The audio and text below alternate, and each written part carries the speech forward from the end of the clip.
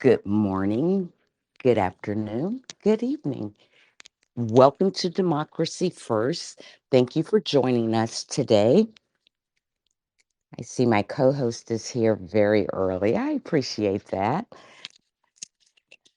Well, thanks for joining Democracy First, our virtual town hall with diverse civic minded people that gather every day, Monday through Friday, to discuss current events, legislation, civics, politics, and the effect they're having on our democracy.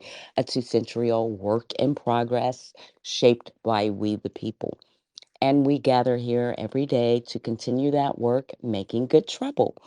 We welcome new voices and we treasure the old in our conversational roundtable where we strive for a safe, welcoming space because it's centered on respect. We offer what we hope is an informative and inspiring space that is fact based and solution oriented. We do follow a few rules of etiquette.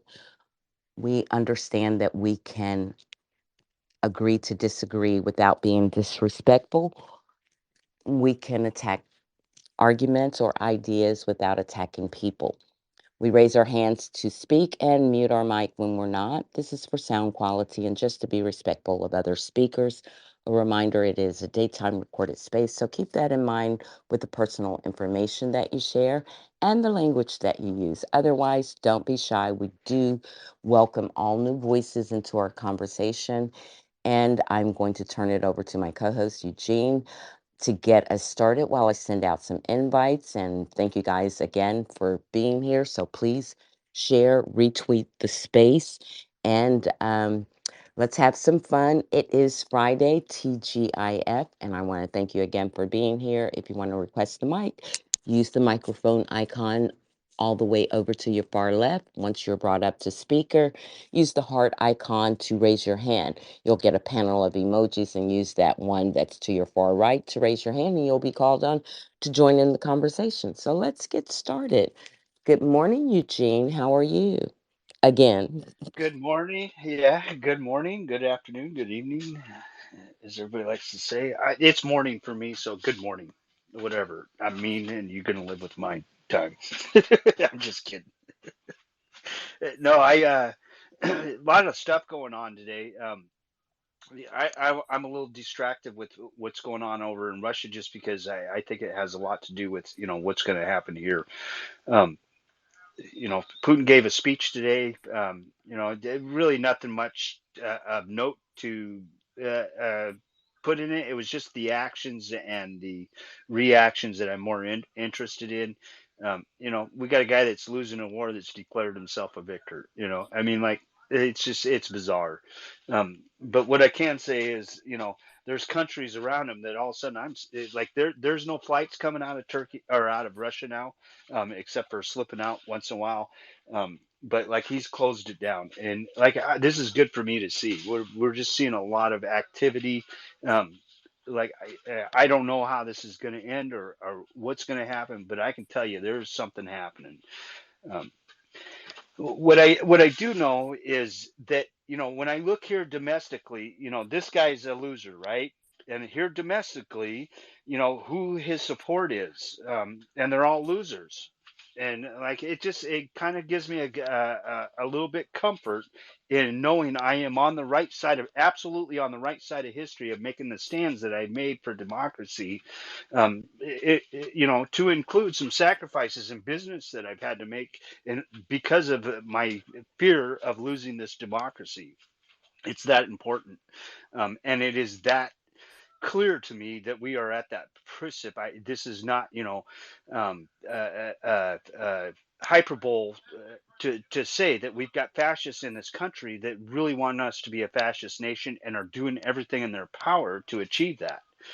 Um, so and I've said this, part of what I have stopped doing is I'm not listening so much to these outrageous um, pronouncements out of these people. Like I do still go over and I check what Trump is saying, but that's more for my own personal feel of like where this guy is psychologically. He's spinning out bad. I mean, spinning out bad. You just read his post. You can tell this guy he's pissed off and he's scared. And that's that to me. Like I'm good with that. That's what I want to see. But as far as what he's saying, like people putting that out on Twitter, I really don't want to see this guy's statements out on Twitter because that's what he wants.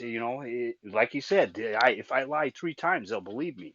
Well, it's the same thing with his statements of putting them out there. Enough times you see it, and you're like, it becomes in the back of your head that this was a statement, like this was almost a fact. And like I don't want that, to happen to America again. Having said that, this is America, and you have the right to say whatever you want to say. But there are consequences when you say stuff, and that's where I think that America had, we've gotten away from this part about free speech. Is they say we have free speech, and they want to like lose the consequence part of you can say whatever you want to, but you tell me you're going to kill me, and guess what? We actually have laws that say you don't have the right to stand there and say I'm going to kill you. Well, what I've Insurrection seen, has consequences. absolutely, what I've seen on social media, things that are illegal to do face to face, they have gotten away with, and they've tried to present this as free speech. It's not free speech. There are consequences when you say you're going to hurt me. There are consequences whether I come and knock you down or the government comes and knocks you down. I guarantee you there are consequences. Right. Well, I'm glad that you brought up the Putin annexation announcement because the UN had a very stern response for him, and it also gives me the opportunity to talk about the US's response to it. Kudos to our administration for immediately putting more sanctions on them, extending them out to his family. And there were a couple of other things I've posted in the Jumbotron on that. And I posted a couple of responses from one of the Ukrainian prime ministers that I think is worthy for us to look at and just keep in mind like the Ukrainians are fighting for democracy literally every day. Their lives are at stake. And here we're fighting for the same thing without that kind of um, violence, immediate, imminent violence facing us, but nonetheless, there is a lot of violence and there is a lot of danger. And it is one of the things that gives me hope when we have this space every day that I know people in this community and, in a larger perspective, because I know that we all have. Circles of influence outside of this virtual community where people understand what's going on and what's at stake, and it does give me hope to see that and to know that that is present in the midst at the same time that these other things are going on. But we do have a couple of speakers that have come up. I'm glad to see Nurse here today. I know she's been recovering from some health issues, and it's so good to see you. So I'm going to say good morning and let you speak, and good to hear from you. And then Graham. Well, thank you for your kind words, Dee. Yeah, I've been pretty wonky. I had at least 3 seizures, one after another. So I have been stupid now for about 3 weeks. And I'm kind of starting over with my circle of light, but I know you guys are doing great. And I encourage you to, on a daily basis, expand your circle of light, include everyone you know and love, and things will get better. Um, we've got to keep fighting, though. I encourage you to find out what your state's voting regulations are so that you can tweet them regularly, and work on campaigns if you can. The only thing I can do is tweet, and I hate getting campaign tweets, but that's all I can do, so I'm doing it.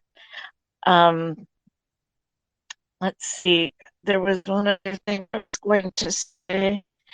Oh, check your DMs, Eugene, and if any more of Putin's inside officials accidentally suicide, he's going to have to promote the janitors in the Kremlin. So that's my snarky thing to say, and I thank you for your kind thought words. Thank you so much, Nurse. I appreciate that. And I am glad when anyone reminds us of, like, we gather here, we talk about the stories, but we also talk about the work that's necessary for us to save our democracy. And I did put something up in the Jumbotron from Tiff, and I know she has another thread, so hopefully she'll roll in today and she can put that up. But she did a great thread that really lists, uh, pretty much all the resources, or a lot of resources for volunteers to use, whether they want to do postcards or phone bank or text bank. There's a place that people can go. And again, another reason I'm so grateful and thankful to this community, and the dedication and the work that goes in to those who are doing the work to help us recognize the areas that, or the tasks that need to be targeted and taken care of, to the ones who are the team leaders to help focus the workers around doing the tasks, to the workers who volunteer to do it, and to those who may not be able for whatever reason, but encourage and cheer them all on. I say thank you. So thank you, Nurse, for being here. And I heard that even in your illness, you too were doing postcards. So my hat's off to you. This again is like why I love this community, and so glad to have you here today. And we're going to be praying for your continued recovery, as we are for the people that are currently being affected by Hurricane Ian, and those who are still recovering from those effects. We're certainly keeping them in prayer. So, Graham, you're up next. Thank you. Hello, everyone. Thanks for holding this space. And this team is incredible.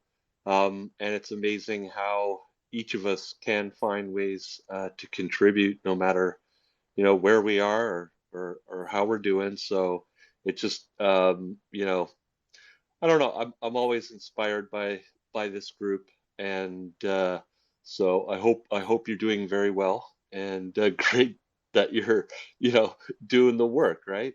That's just incredible. So thank you. I put a tweet up in the Nesty yesterday. You were talking about the hashtags, so I just put the thread up there, and this thread is basically, how you can sort of focus from now till the finish line, on how you can engage and amplify. So really, it's just a simple little thread. And what I like to do is, number one is turn on notifications of people that are tweeting that you want to amplify. So as soon as they tweet, you can, react with that tweet however you choose, of course.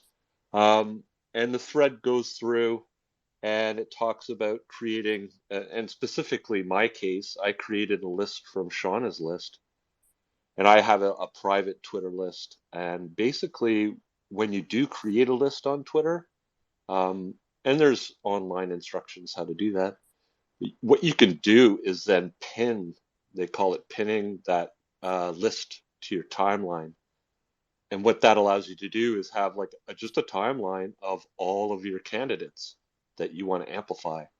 And I included some pictures of like what I'm doing there, and showing that, on my phone, I can select just that Twitter timeline, and then it's all the tweets that I have to manage and look at.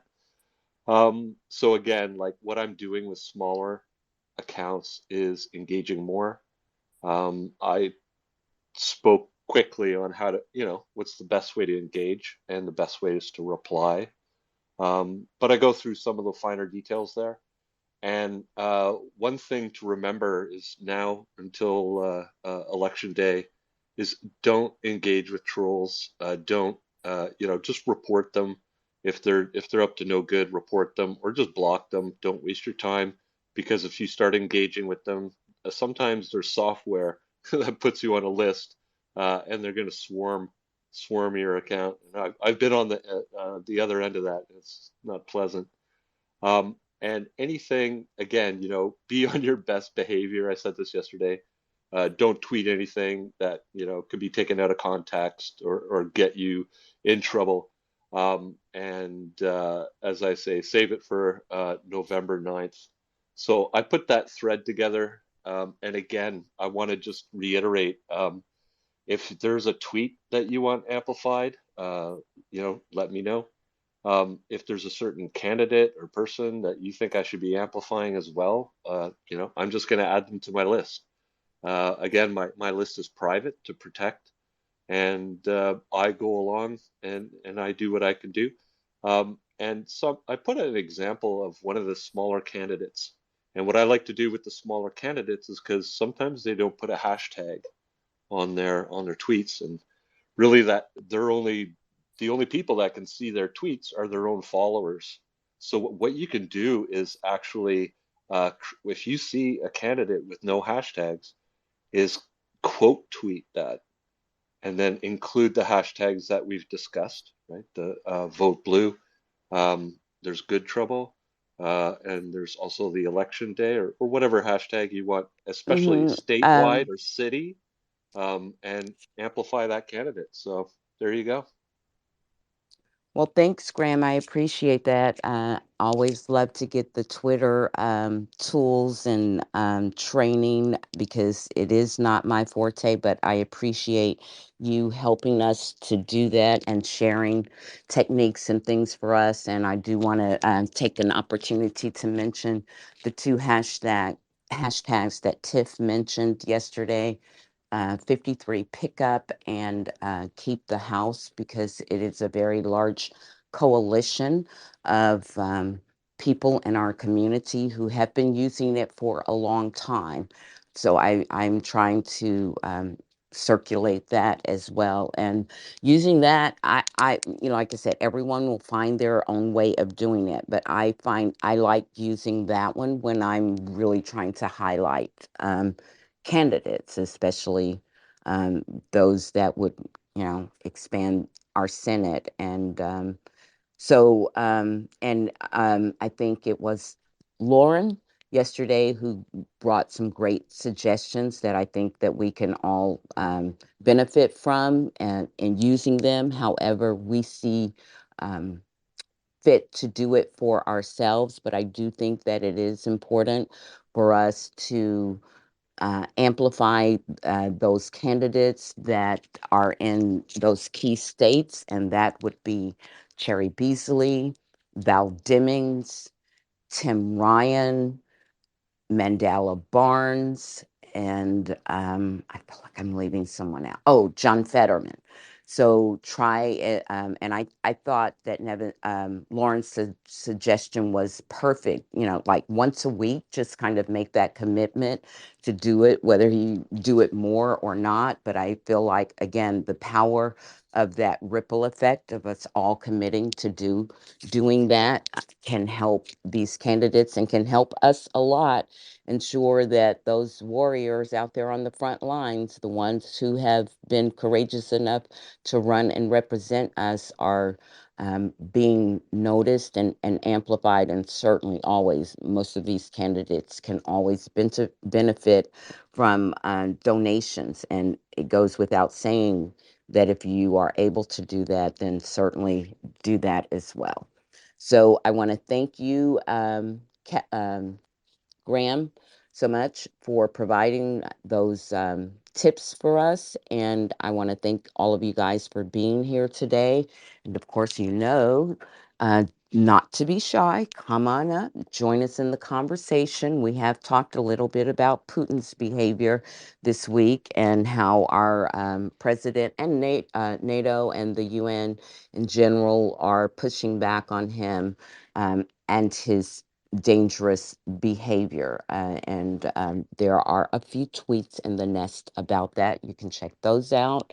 And I want to bring to everyone's attention that Brazil is also going to be having an election on Sunday.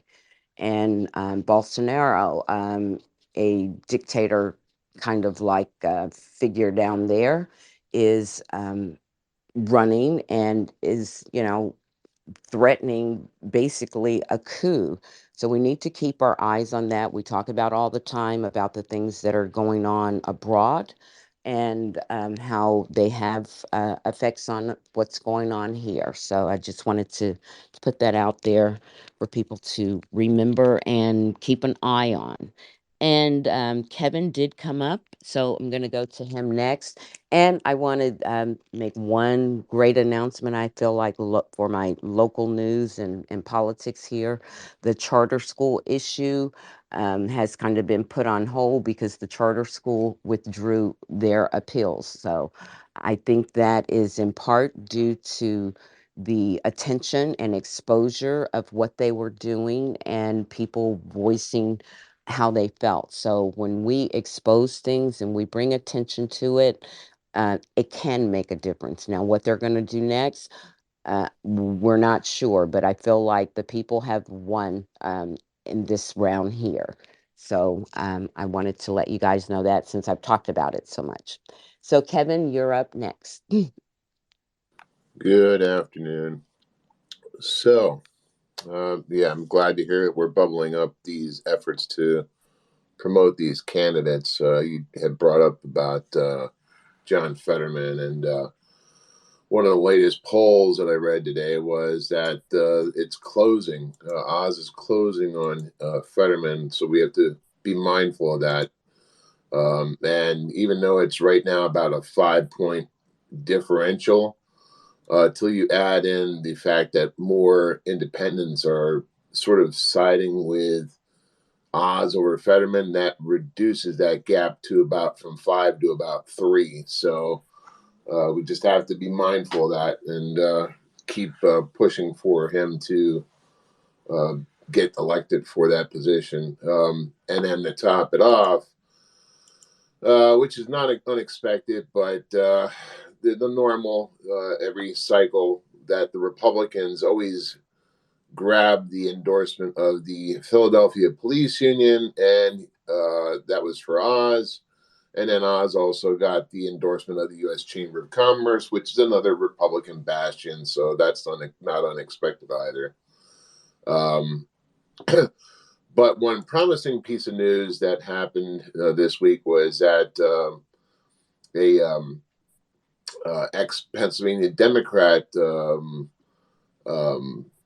Michael Ozzie Myers, this is just an example. He was convicted of election fraud and got 30 months in prison. So, hey, the door swings both ways. It's not just Republicans that commit election fraud. It's our own party of Democrats. So we have to be mindful of that as well. And hey, if you commit a crime, do the time. And I'm glad they got him. And it just shows that there's no favoritism on our side as well. So they can't crow about that. This is the same guy who was involved in the ab scam bribery back in the 70s. So if anybody recalls that. Yeah, vaguely I do. But yeah, and I think the difference is like, I don't think there's anyone naive enough to believe that Democrats don't do bad things. I think most people are aware that we're very quick to require accountability from our leaders. And that's one of the biggest differences. But I do have someone else who I invited up to, who has come up. And if you, when you wrap up, Kevin, I'm going to go to Mark next because I'm really interested in hearing a legal update on the crazy thing that Eileen did down there on this with this special master. So I'm going to let you finish up, and then we're going to go to Mark. And I see Nurse and Graham. Hey, Mark's coming to the podium. Let him speak. I'll sit back and chew on some popcorn. I want to listen. All right. So, Mark, you're up next, and then we'll hear from Nurse and Appreciate that Graham. because I'd rather hear from him right now. I'm just kidding. Hey, All Man, right. that's not I nice, Gene. That's okay. Good trouble. Good trouble. I I appreciate that, and as you can tell, I mean, I almost think I overreacted yesterday because overnight I had a chance to read the brief and everything like that.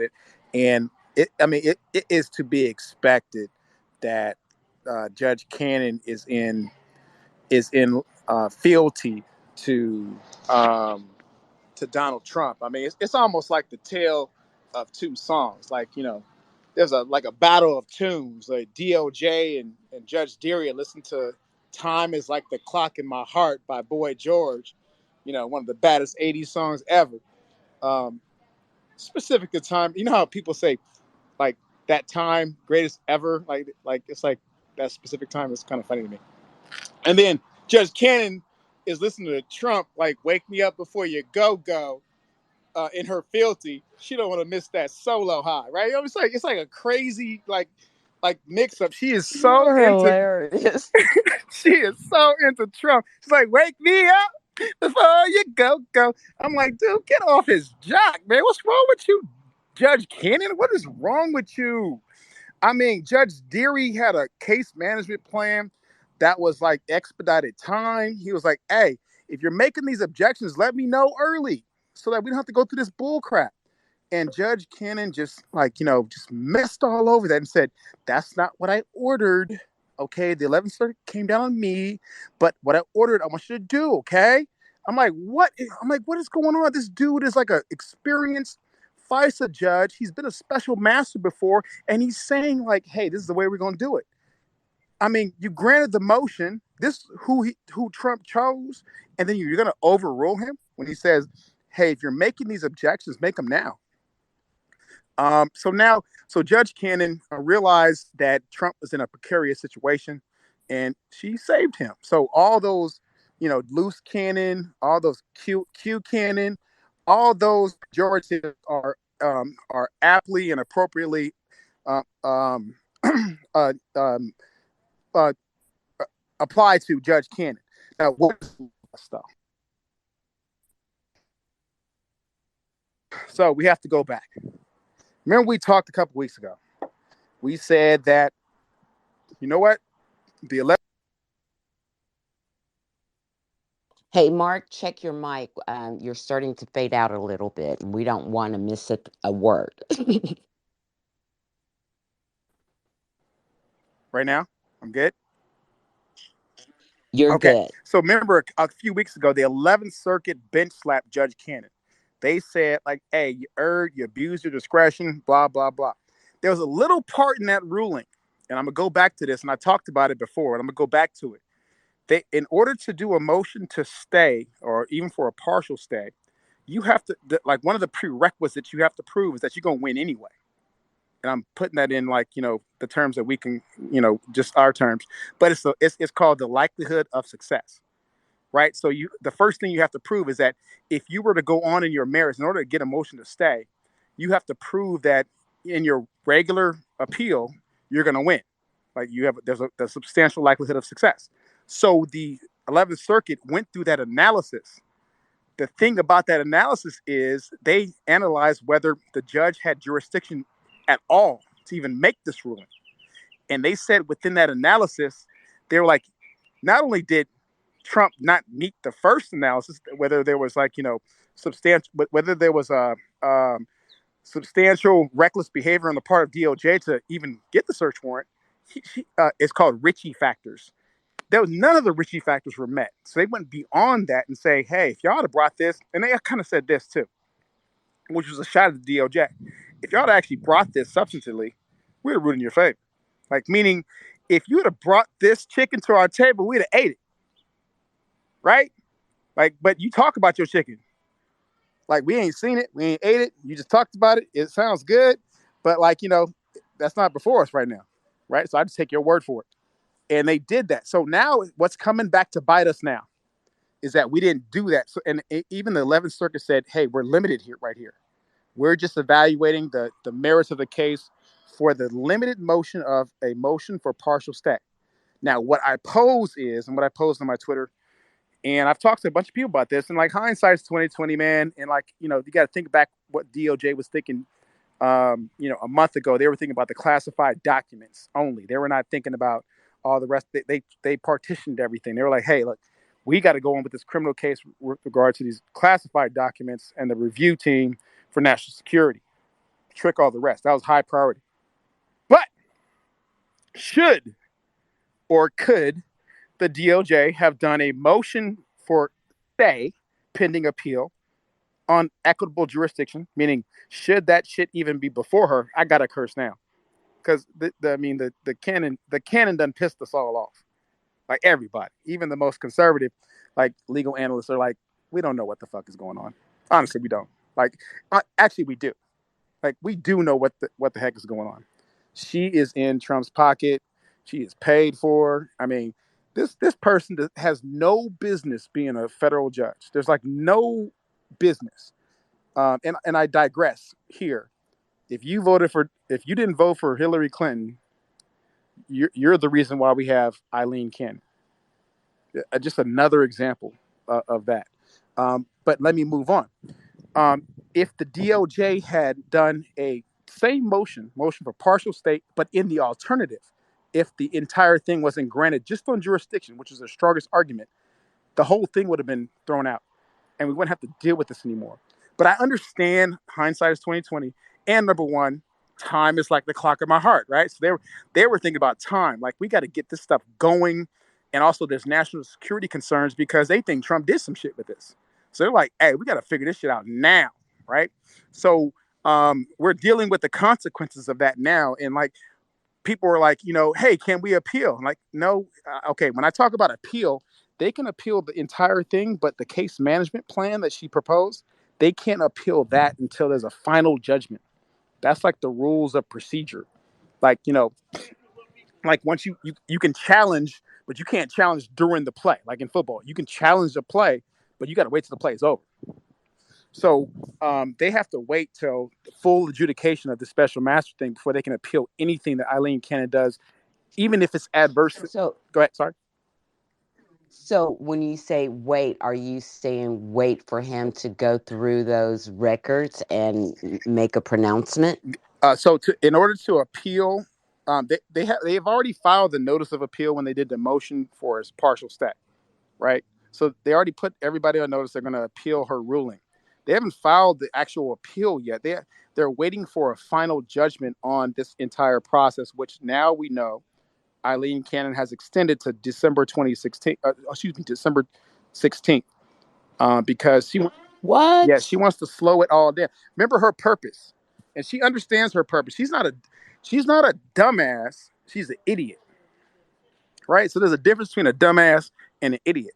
A dumbass don't know what they're doing. An idiot does, but like, it is against their whole interest. Like, you're not going to be respected, number one. Number two, like you might even lose your federal judgeship because of this, but you're going to do it anyway because you're an idiot and you have a fealty towards Trump that, like, that's why you were put there. She was put there for purposes like this. And he actually tried to. Well, that's why he took it to her court. Absolutely. And this is why in Democracy First we talk about voting, and we talk about the significance of not voting, and not voting in our direction, because what you get these people that will not even follow the rule of law. Now everybody and they mama that's conservative, liberal, or moderate is saying she's not following the law. There is nobody except for these like crazy people that are claiming that she's being lawful. There's nobody, none of my friends that I had these conservative debates with in any education I've ever had are saying, "Hey, man, she's following the law." She's not. This is a civil proceeding that is invading the space of a executive action criminal proceeding. I mean, you got to realize the depth and craziness of that. It is like it's against the entire Constitution. This is a matter of separation of powers. I mean, it conflicts with everything we know about the law and Marbury versus Madison and all these cases we learn when we go to school. I mean, these are fundamental laws that make us a democracy. This space is called democracy first. Well, what makes us democracy is our separation of powers, the beginnings of our democracy that at first didn't protect us, but now they do. And that's what we're fighting for because we know that our existence here in this democracy depends on the rule of law.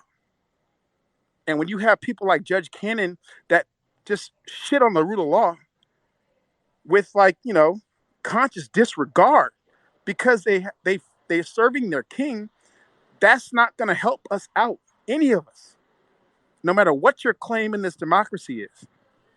That's the big fight right there. So the legal issue is, here's the thing. DOJ is like, you know what? At this point, we're just going to wait this thing out. Honestly, we got the major thing out of the way. We can deal with we can deal with this delay on this other stuff. And don't get me wrong, the delay does devastate the investigation. But the most important part of the investigation, they got out of the way. The classified documents. My argument is that, and I resolved this in the debate. You say resolved. The DOJ undershot themselves. They got the luck of the draw. They got 2 Trump appointed attorneys, and they got one Obama one. I mean, they didn't really undershoot themselves. They got an adverse draw if they were like considering what draw they're going to get. But it was a unanimous per curiam decision that said, Eileen, you're wrong, girl. Like you're hella wrong. And matter of fact, why are you here? Like, why are you here, Eileen? Like, you're not even smart. And Judge Deary told her, like, hey, and I'm anxious for Judge Deary's response too, because he's been kind of snarky in his little writings. He doesn't really like Cannon either. So I'm interested to find out what happens. And let me also clarify this. In her order, she says that Judge Deary went too far. He's a special master. He's supposed to decide how he's supposed to master the shit. How you a master? You can't decide how you master shit. That's what Trump wants. And he's the bicameral decision maker because they both chose him. And so how is he? What is he? He's like, hey, this is the way I'm gonna do it. And she's like, no, don't do it that way. Well, then why you appoint a special master if this is the way you want it done, homegirl? Because Judge Deary is like, hey, man, this 40. If I'm not gonna handle no 41G motion, which is return of property, he said that should go before the judge that wrote the magistrate judge that wrote the search warrant in the first place. If you want that property returned, argue that before him. And Judge Cannon's like, no, that goes before you. So I'm gonna let you know what Judge Deary's gonna say, and I'm gonna let you know what Judge Deary's gonna do. He's gonna say, all right, if this is the way you want it, well, this is it. Yeah, he's not gonna hear any privilege claims. And he's gonna do this. He's gonna do this stuff quick, no matter what, whether it's December 16th or October 30th. Judge Deary's gonna do this quick, and he's gonna go for that final judgment so the DOJ can handle their business. But make no mistake, this woman, under any analysis, no matter who you are, and I'm talking about conservative, moderate, liberal, interested and non-interested, she's in the pocket of that crook, that criminal, orange guy. But you know what? I'll always reference this too. Always will reference this because it's not just a legal issue.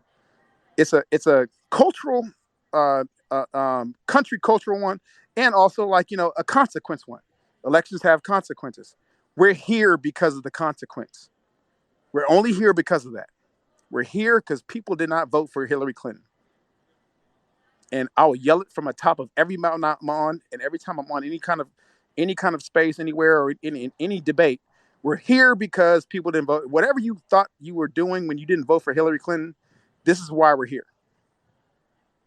And this is the anticipation that most of us Right. And had. don't make that mistake again. And don't make the mistake again, D. Um, I'm happy to field any questions. I'll be on for a minute, and like obviously you can feel my consternation of having to say that we're in the DOJ, which is fighting for. Hey, this is Donald Trump versus the United States of America. That's actually the name of the case. Isn't that something? The 45th president of the United States, Donald Trump, versus the United States versus the USA. I think Democrats should jump all over that. By the way, that like talk about messaging. You're really it's right. It's true. I mean, really. And I mean, he is definitely a danger to this country, so much so that the country had to file a lawsuit against him. So, and um, and and just to like to in sum right in summary to get off my soapbox. I'm sorry guys, I got a little bit more passion than usual.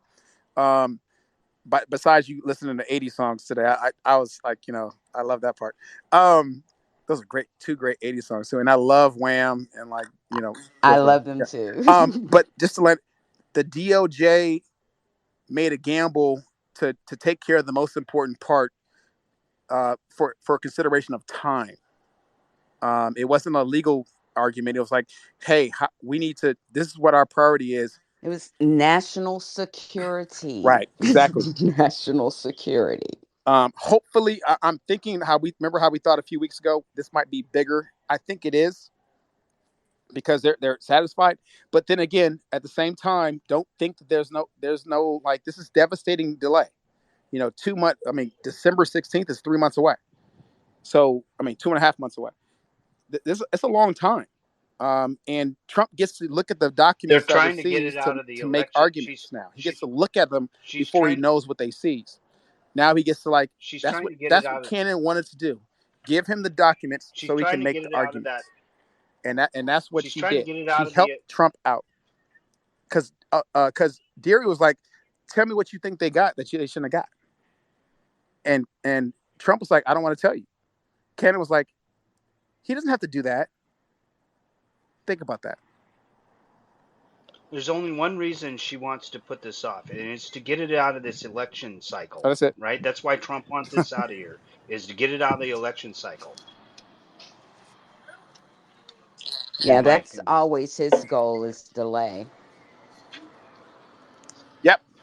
Great summary, Mark. Thank you so very much. And if anyone wants to ask some questions around it, um, this is a good time to do so. I know we have two hands up that were up before. So Nurse and Graham may not have anything, but I do want to invite anyone who is in the gallery to request the mic, come on up and take Real quick, advantage. Dee, Hmm. real Go ahead. quick, since we got Mark here, I mean, this is amazing the way he just explained this. I have a question on, like, what power does Deary have in this? Does he have any over her? I mean, like, does everything he do, is it subject to her shooting him down? That was a question for Mark. Mark, could you hear Eugene's question? Oh no, I'm sorry, Eugene. I didn't hear you, bro. Yeah, So, I don't think he can hear you. Go ahead, try it again, or can you go hear me, ahead. Mark? Mark, can you hear me? See, I Yeah, don't Twitter's think he. been messing up. Can Yeah, you ask him the question I just asked? right. So Eugene, for whatever I can hear reason, you, his D, but I can't hear Eugene. I know we're figuring that out. Sorry, Twitter is glitching again, but he wants to know what kind of authority Judge Deary has.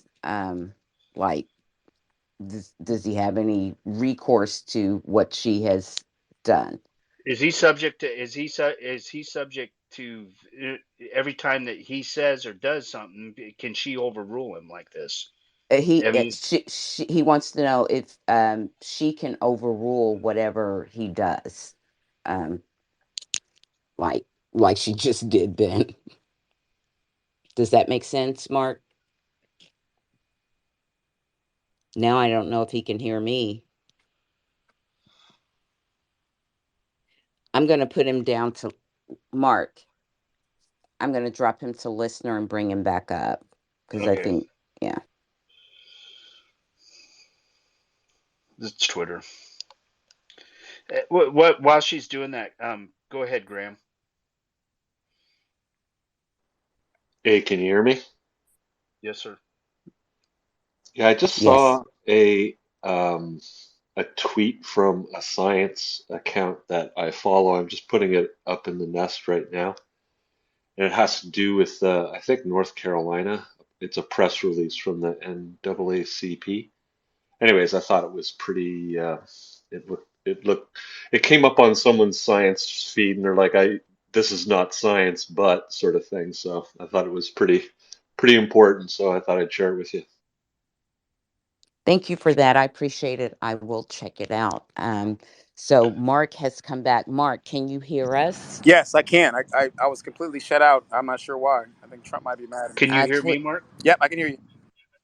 Okay, so let me ask the question directly. So, uh, d like, does Judge Cannon have the ability to everything that Judge Deary does to overrule him? Like, is there like she handed off this responsibility to him, right? And now he's trying to fulfill that responsibility. And he's getting shot down every time by her. Like, how much power does she like? Why have him? Why have him if she's just? Why doesn't she do it?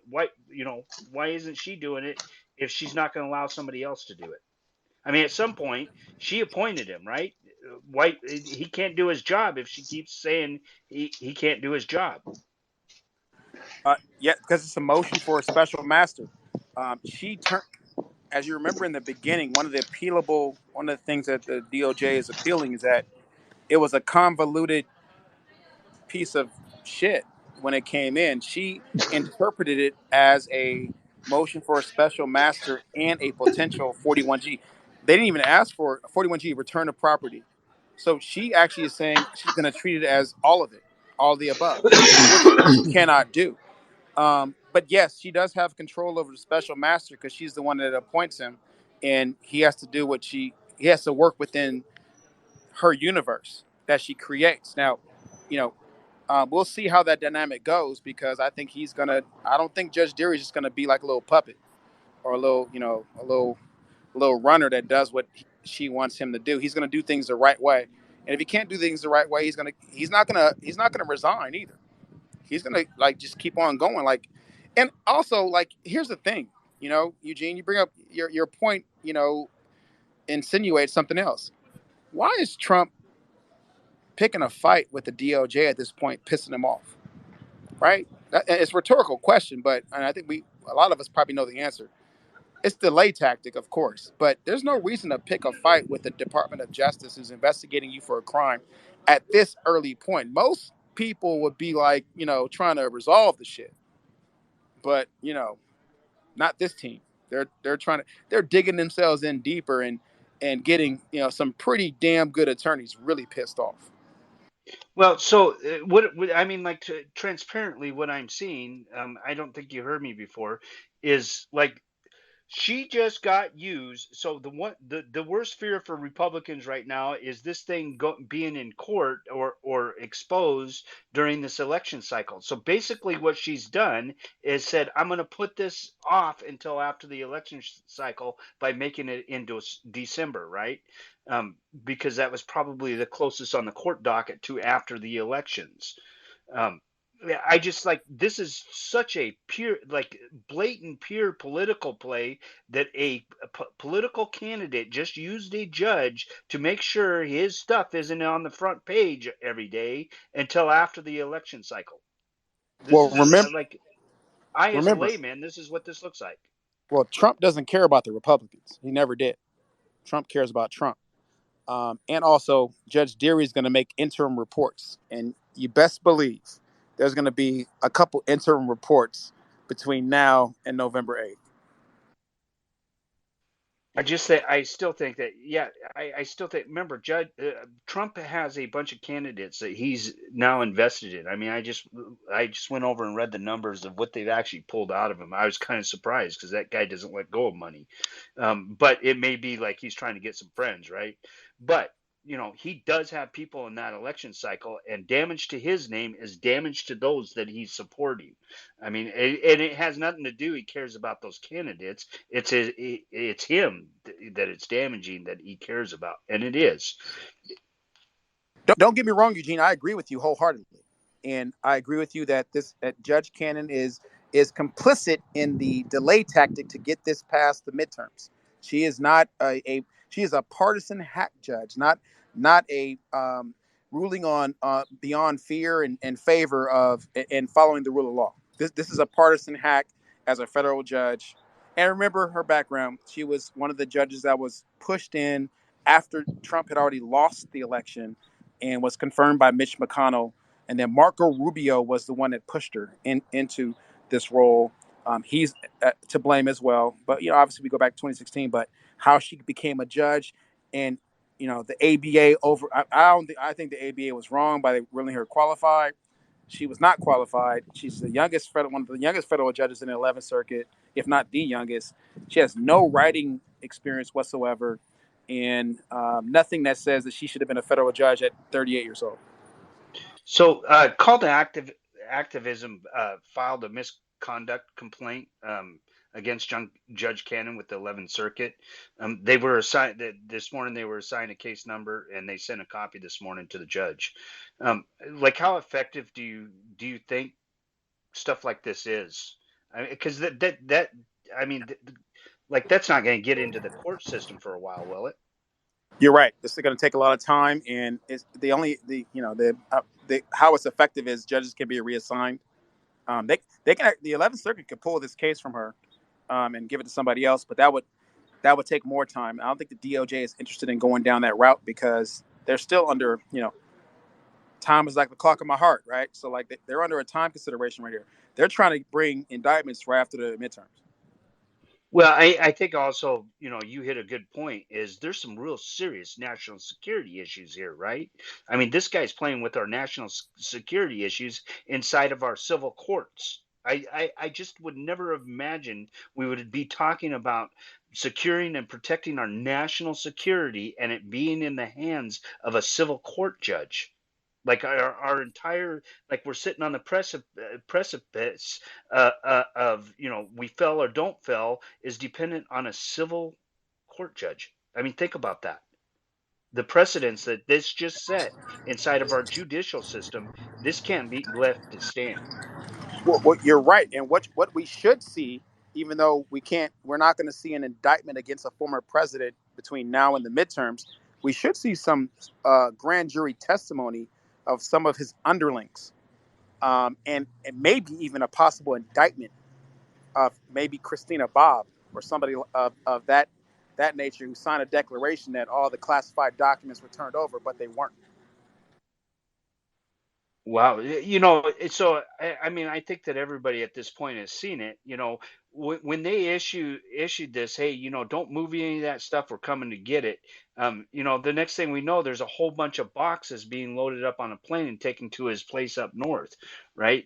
I mean, like, and so I've heard this question a lot out on Twitter of, yeah, they went to Mar-a-Lago to get stuff, but like, what about all of his other places? And the jokes go on. How come there's a coffin out on the golf course when she was, cremated? I mean, like, all that speculation starts to happen. But there is some factual behind that. Of, yeah, we watched as all these boxes got loaded on a plane. What happened to them? Where did they go? And is this part of this? And oh, by the way, we know that there's 43 missing. I think it's 43. I might be wrong on that number. Missing files, right? We got the covers to them, but we don't have what was inside of them. Yeah, I'm like Merrick Garland on that. I don't deal in speculation usually. Like, you're not going to see me overreact to any of that. I mean, it's possible, but I think it's safe to go with what we know now, right? Just go with what you know, and that's enough. That's enough for all the charges. Now Okay. we can't go back in time, but going with what you know, now it keeps it true, right? Truth will set you free. So let's just stick with what we know. I mean, we can always speculate on what could have been, and that's that's fine. But usually, when when we're talking about stuff at this level, we got to go with what we know, right? And what we know is enough that he's a criminal. He is a criminal Yeah. right now, based upon what we know. Let's stick I'm with just that. What was on the plane? I have no idea what's in those boxes, and neither does the FBI. And I doubt they're spending that much time with that because they can't deal with that. But they will. They're going to find out where those documents are. I bet you that. okay. Yeah. No, for me, it's more of a concern for national security, right? Like, we got people all around this globe. Like, I don't want to lose any of these people, right? And that's the danger of what this guy's been doing. Um, that's a real time danger, and that was my only concern on extra records. I would say this, that like they have in their hands what they know they have in their hands, right? And so that may be all that they need to have in their hands. And that may have been a tax document. This guy is like insane when it comes to his taxes protecting them. It could have been a whole lot of other things. I just, for me, it ticked off that little bell in my head of national security. But I gotta believe that at this point that our internal, like, federal agencies, that their job is to protect this nation. They're pretty aware of stuff. I have to believe that, considering how well, Garland, um, how well these guys have locked down the DOJ. Because let's not forget, during Trump, man, I've never seen anything like the leaks we saw. It just appalled me, regardless of whether he was right or wrong, to see those leaks come out of our DOJ and FBI. Just absolutely stunned me. Like, that should never happen, right? Right.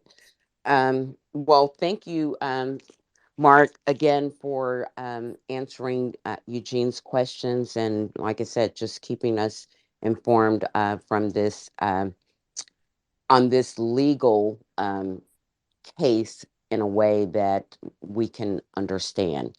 So, Nurse has had her hand up, going to go to her, and then I brought Greg up. And so glad he could join us, and I know he's at work. So, Nurse and then Greg. Okay, I'll be brief. I just want to encourage everyone to check my pinned tweet.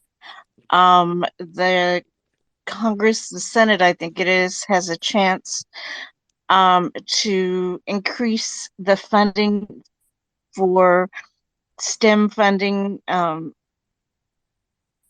and computer training from $20 million up to $850 million for historically Black colleges and universities, and also other institutions like Native American, I'm sure even community colleges, as well as colleges and universities. So it's 20 million to go up to 850 million. But I'm sure they're going to need a lot of input and pushing from folks. And I know we've got a lot of things to think about, but I think this is on a time limit. So I'd encourage you to read that article and make those phone calls. Like I said, I've had some seizures and I'm not very bright right now, so I can't explain things more clearly, but that's why I pinned that tweet, and I encourage you to read it and retweet it. So, and again, thank you, Mark. Very helpful. And don't forget to use the hashtag Democrats Deliver. Mm-hmm. All right. Thanks, Nurse. I appreciate that. And we will make sure it's in the thread of the space today. So, Greg, glad you could join us and take a moment out of your work day. How are Well, you? I'm doing great. Thank you for thank you. How are you guys doing? What a great discussion today. So I just came in and like just pop on and just didn't know what y'all was talking about, but knowing that it's 38 days to election day, let's talk about what's going on. So as you know, there's a big push by the Sanders folks in the media, as we call them, the media bros, are trying to create a narrative saying that Bernie Sanders is favorability and saying that Bernie can be elected to be president for 2024. I'm here to tell you this. All of this is all trying to undermine the Democratic victory that's coming in November. And that's what they are doing. That's what they plan is. I see right through it. Everyone else see right through it. And you have to call it out immediately. You have to go out to media sources. The media sources are called MSNBC and CNN. They don't have a narrative. The Republican doesn't have a narrative, have nothing to run on. Basically, this is the momentum. We're gonna the momentum. Everything is at stake right now. As you know, the Supreme Court is gonna go back into sessions.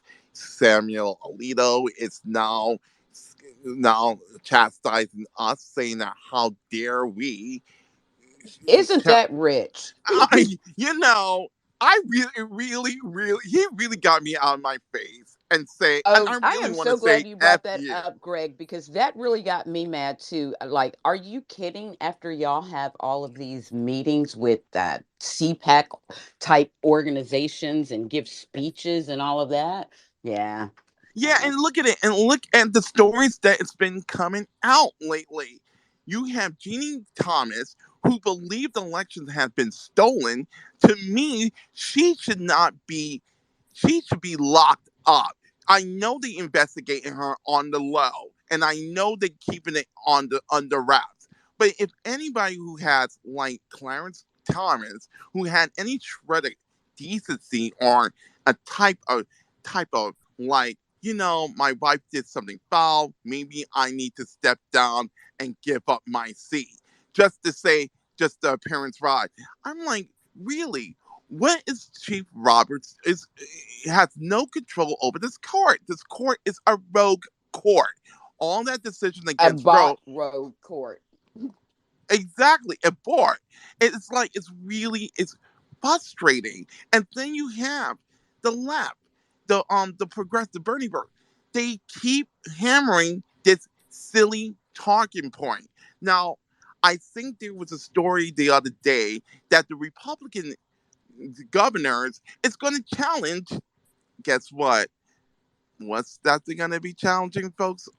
It is the student loans. They're going to Oh, challenge right. that. Another good, yes, yes. And so now they're on hold.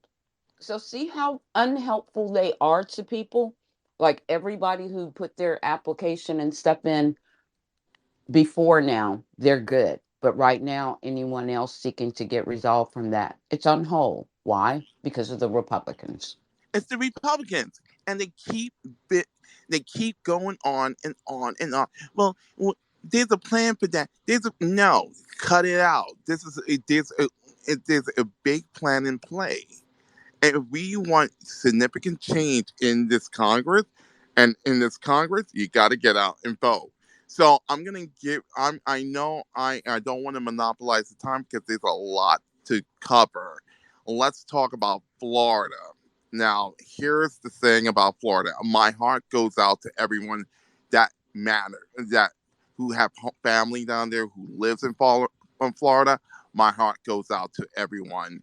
But now it's you're going to start seeing a lot of questions going to be start raising, and then these are the questions that I want you as a class to start asking. How is the elections going to how the Florida how the hurricane going to affect the elections in November? And that's a big question that everybody needs to be talking about. The next thing is this: if everybody knows that whole Ian really attacked the Republican districts that went for Trump. And I hate to say that, but it is true. Those districts are savagely ravaged. It's decimated. And what's the saying? God don't like ugly. I know, Don. I know you said that idea, but yeah. God don't like ugly, but my heart goes out to them. My heart goes out because I'm not that type of monster because I was raised right. I don't know how they was raised when they didn't show no compassion, no humanity to those asylum seekers who was trying to make a better life of themselves. And what they did, they bullied them, they coaxed them, took state finance money from the state that they should have done for hurricane prep and send them Right. I to bet they Martha's could Vineyard. use that money now. Let's not forget that they weren't even in his state. Right. He went all the way He over to used Texas to money. get him. He used Florida's money to go over to another state and like, fortunately Texas is in on this. But if Texas ever went Democrat, they have every right to go. This guy like came into our state and stole people and throw them in jail. And this is where I'm sorry, everybody turned around, oh, we shouldn't be talking about politics. No, everything is about politics. It They don't definitely is because it all boils down to They that. That's made it why they about say politics. They the ones exactly. that truly. made it about politics. We Hmm. didn't. But the thing is that a lot of times when you talk about infrastructure and the support and things that communities had, it's based on the lawmakers, how they're utilizing the funds and the resources there. So it gets back to politics. It It really always does. is about politics because here we go. Florida is decimated. If you look at that Naples It's is all, heartbreaking it's to see heartbreaking. those pictures. It is. It is. It is.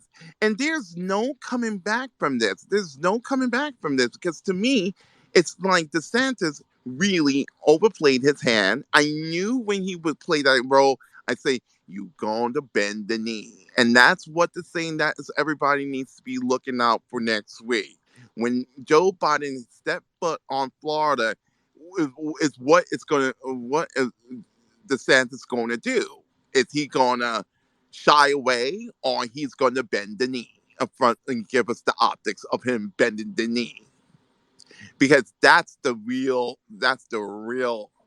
He's that's the going to real have thing. to come because they need federal funds. They need federal help.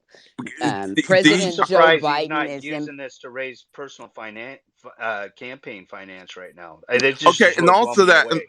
Okay, so I just want to jump in because there's a next thing that I've spoken to my friends on the ground in Florida. It's it's to me that destruction.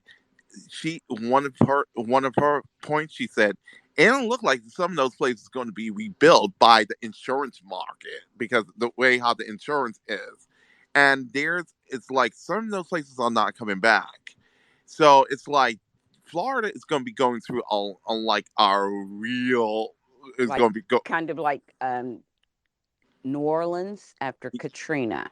exactly. It's going to be they're going to be going through a lot of things for the Greg, I next. said the other day, like I just asked the question, like, what are the chances that he's going to focus on the most economically challenged areas because they're going to be the most devastated? I mean, what are the chances that like with the federal money, I get that, but there's a lot that is going to go through the state, right? What are the chances that he's going to, or is he going to use this as an opportunity to clean out communities that don't fit in with what he believes America should or Florida should be?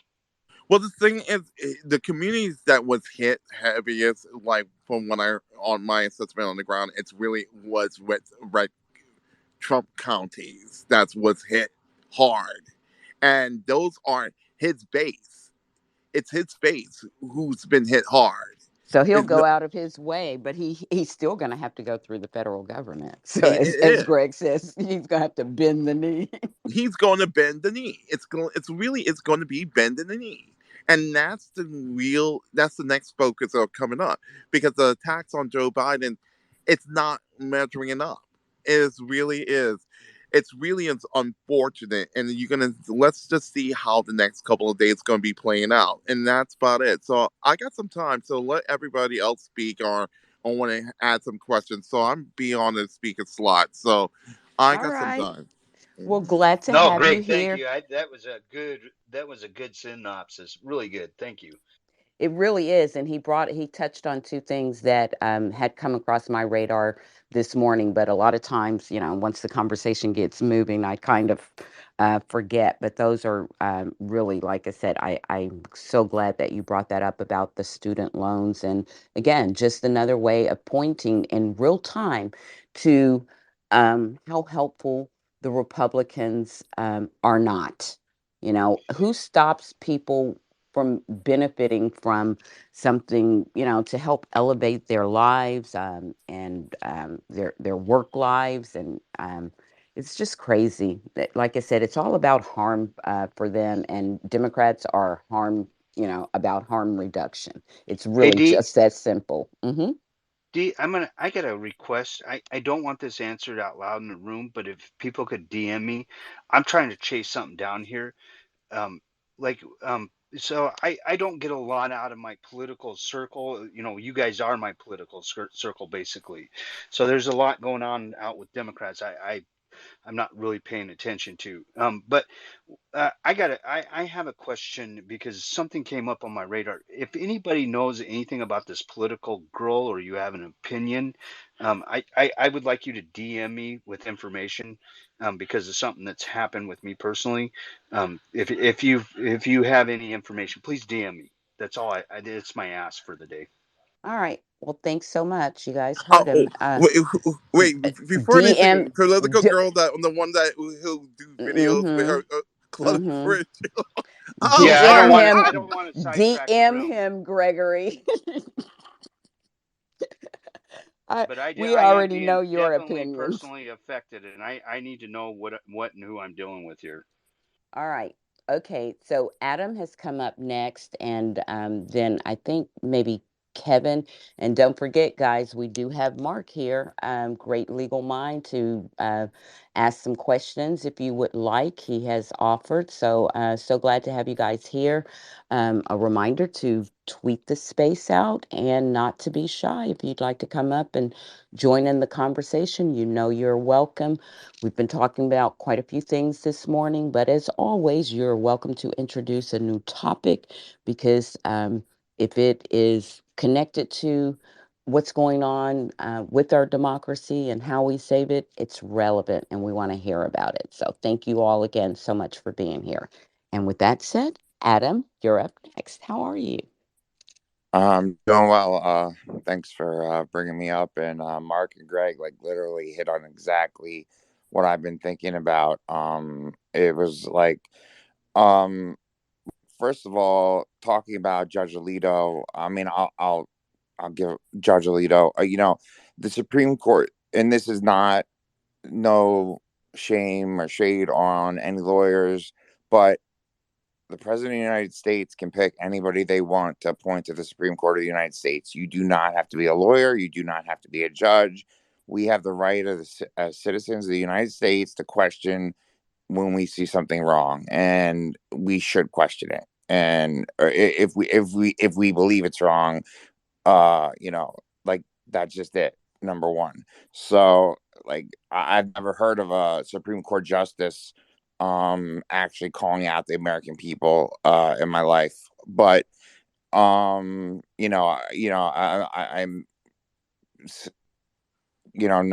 I mean I'm used to decisions, like the Bush v. Gore one with the hanging chads where it could never be used again. It was a one-time decision. So I mean I've come to expect certain things, but it is what it is.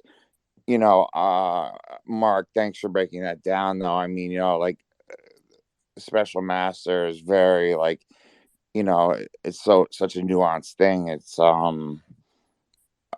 was wondering myself, like, was there a way like to go like somehow to like um anywhere else like the judge could go, or the special master could go, to find like try to like get a different ruling, or but Florida, I was thinking about it, and I went to look up some stats, and I was looking at some of the last governor's races, and it, the,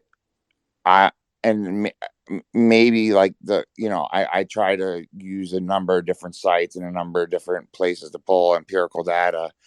And I was looking, 51% Republican, 49% Democrat, um, but like when it comes to the governor's race, and I mean that's with the shenanigans of the way that they draw the districts and all that stuff. And but I mean it is a statewide race, so I guess but whatever. I don't know. Just the whole thing. It's a $12 million fund that the people that they use that DeSantis drew from to send people up to Massachusetts. They sure could use that right now, 100%. Like, I mean, I'm so blown away.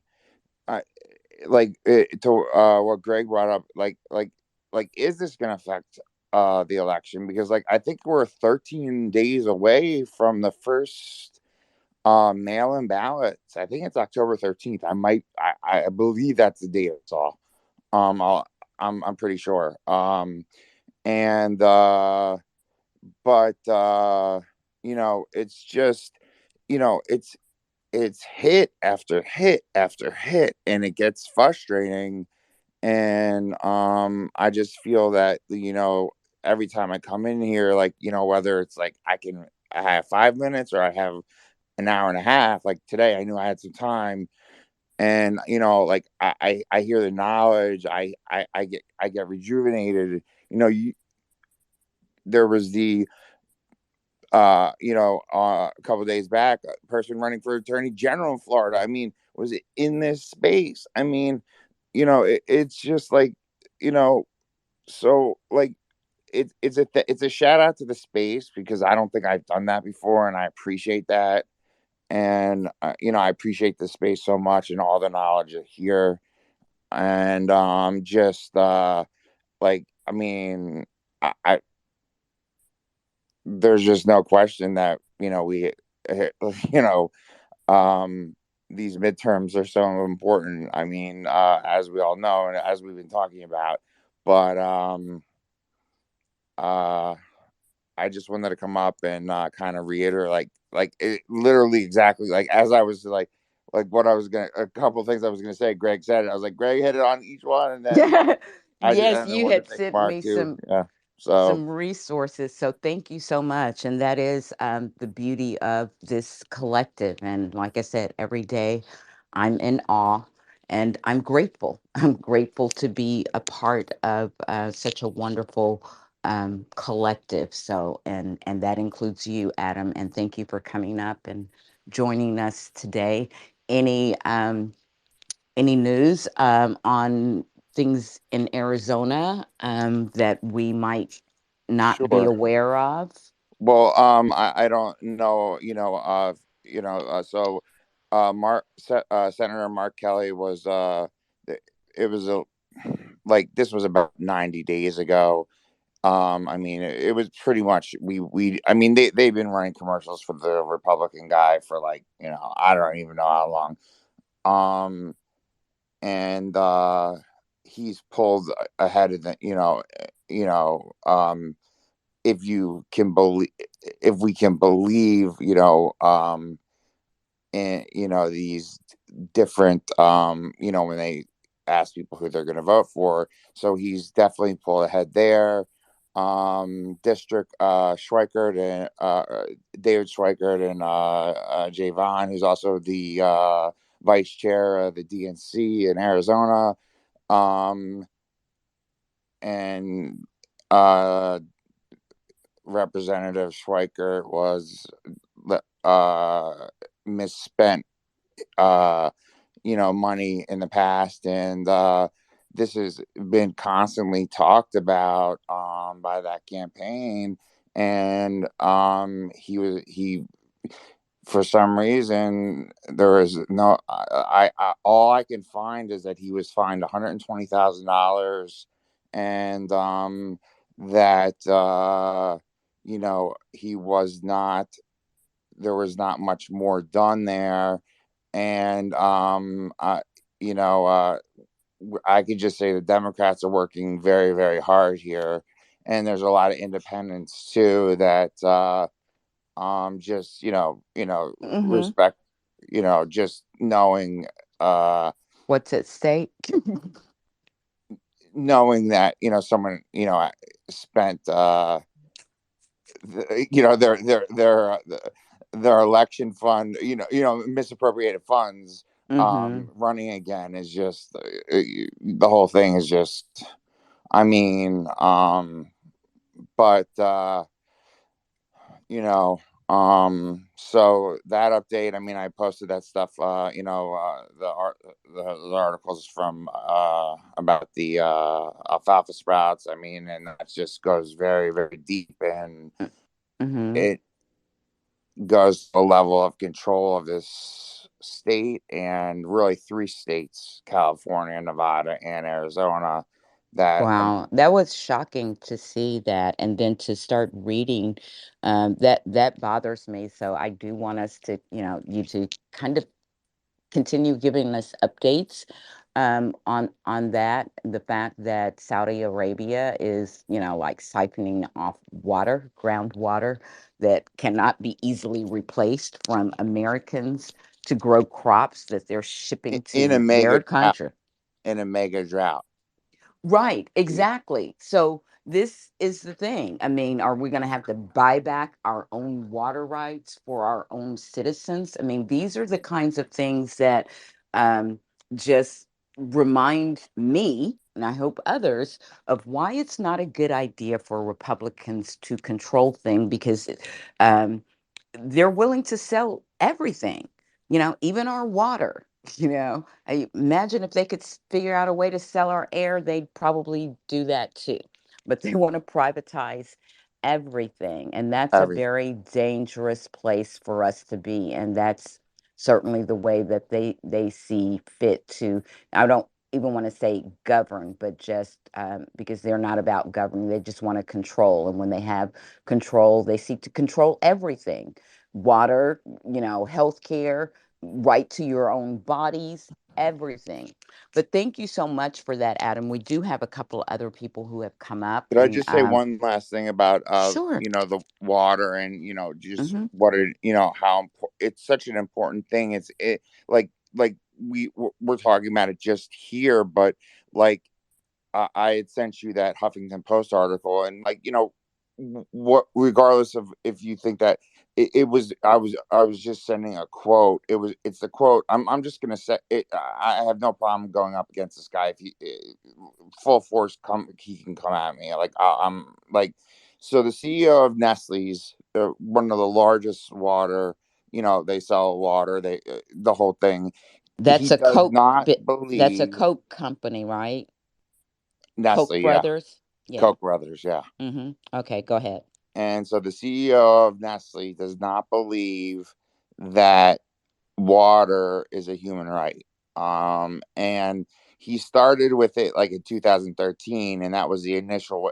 In the initial way he said it, he kind of danced around it, but it's gotten more extreme. And you know, from what we see from the pipes in Flint, Michigan. I mean, this is a major. So it affects this country in such a fundamental way for us not to be able to have turn on our tap and get a glass of water and hydrate that, or take a shower, whatever. This is It just basic survival. This is like Yeah, we need water to survive. It's, food, water, shelter, clothing, just some basic.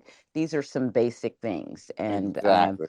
And it's scary that you have someone, over a company that provides drinks and water, who doesn't think that it's a human right. So it's a very sad time in our country. And then Um, the alfalfa sprouts, the equipment. Don't forget the only, and I did do further research on this. The only company that could figure out how to harvest the amount of water they need was Koch Industries. So like they keep popping up with this water, like water, you know, like I mean, they pop up everywhere, obviously, but Their tentacles run deep all over this country, yeah. just, of course, all the companies that they own across so many different industries, that alone touches us. But then, the money and the donations and the organizations that they fund and prop up, gives them a huge voice and say in what's happening in this country. And of course, this goes back to Citizens United, takes us back to the Disclose Act, which the Republicans do not want to pass because they don't want us knowing who's funding their destruction of our country and our democracy. So I want to point out something, Deep. So this Coke Industries, as you know, I've been watching this Russian war thing pretty close with Ukraine. And one of the last companies to pull out of Russia was, guess who? Coke Industries. And I don't think that they've even fully pulled out, right? And Um, that was only after people started dragging and shaming a- them. absolutely. So, you know, understand that that company that is so heavily invested in Russia has a voice in our country because of Citizen United. And they I mean, think technically about have that. not pulled out. They still are allowed to operate with the oil, the 20%. Is supposed to change, but they're not fully pulled out. There's like some weird amendment within the To keep them international law just that is allowing them to supply oil, which is disgusting. Like anybody but them. Yeah, we So. need to keep amplifying their complicity in all of this as well, the dark money. And that's why I shout So out Senator remember, Whitehouse so frequently. we know that they're they were a huge driver and financer of Trump, right? I mean, like, this same outfit like has more of a voice, has more rights than you as an individual now in this country because of Citizens United. Like, how insane this is and why we got to fix this. I mean, Right, this is nuts that this madman over here has the ability to manipulate companies to manipulate our politics. And that's right. what's been happening. I want people to have the clarity of who some of these corporations that are taking water out of places that we can't there's no replacing that, right? I Right. know what he's talking about.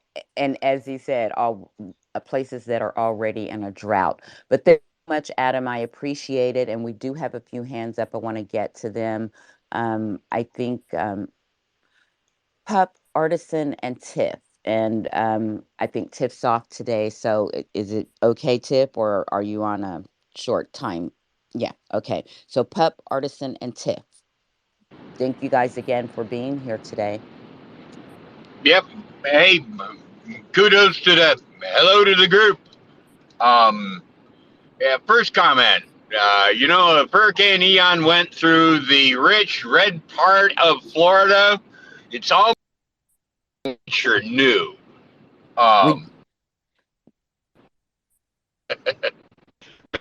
Mother Nature. Uh, so news from the dark side. A couple of days ago, down Soviets through a DDoS attack. Hey, Another Pup, you're group, yeah. tiling really bad. Pup, Well, there's not you're much I can do tiling. about it. Check your mic. Well, not much I Okay, can do about it. you're on the road or Let me something. see. All right. Wait one. Is that better? Not really, but we'll try to, yeah, continue because I want to be able to understand what you're saying. Go ahead. Go ahead. Let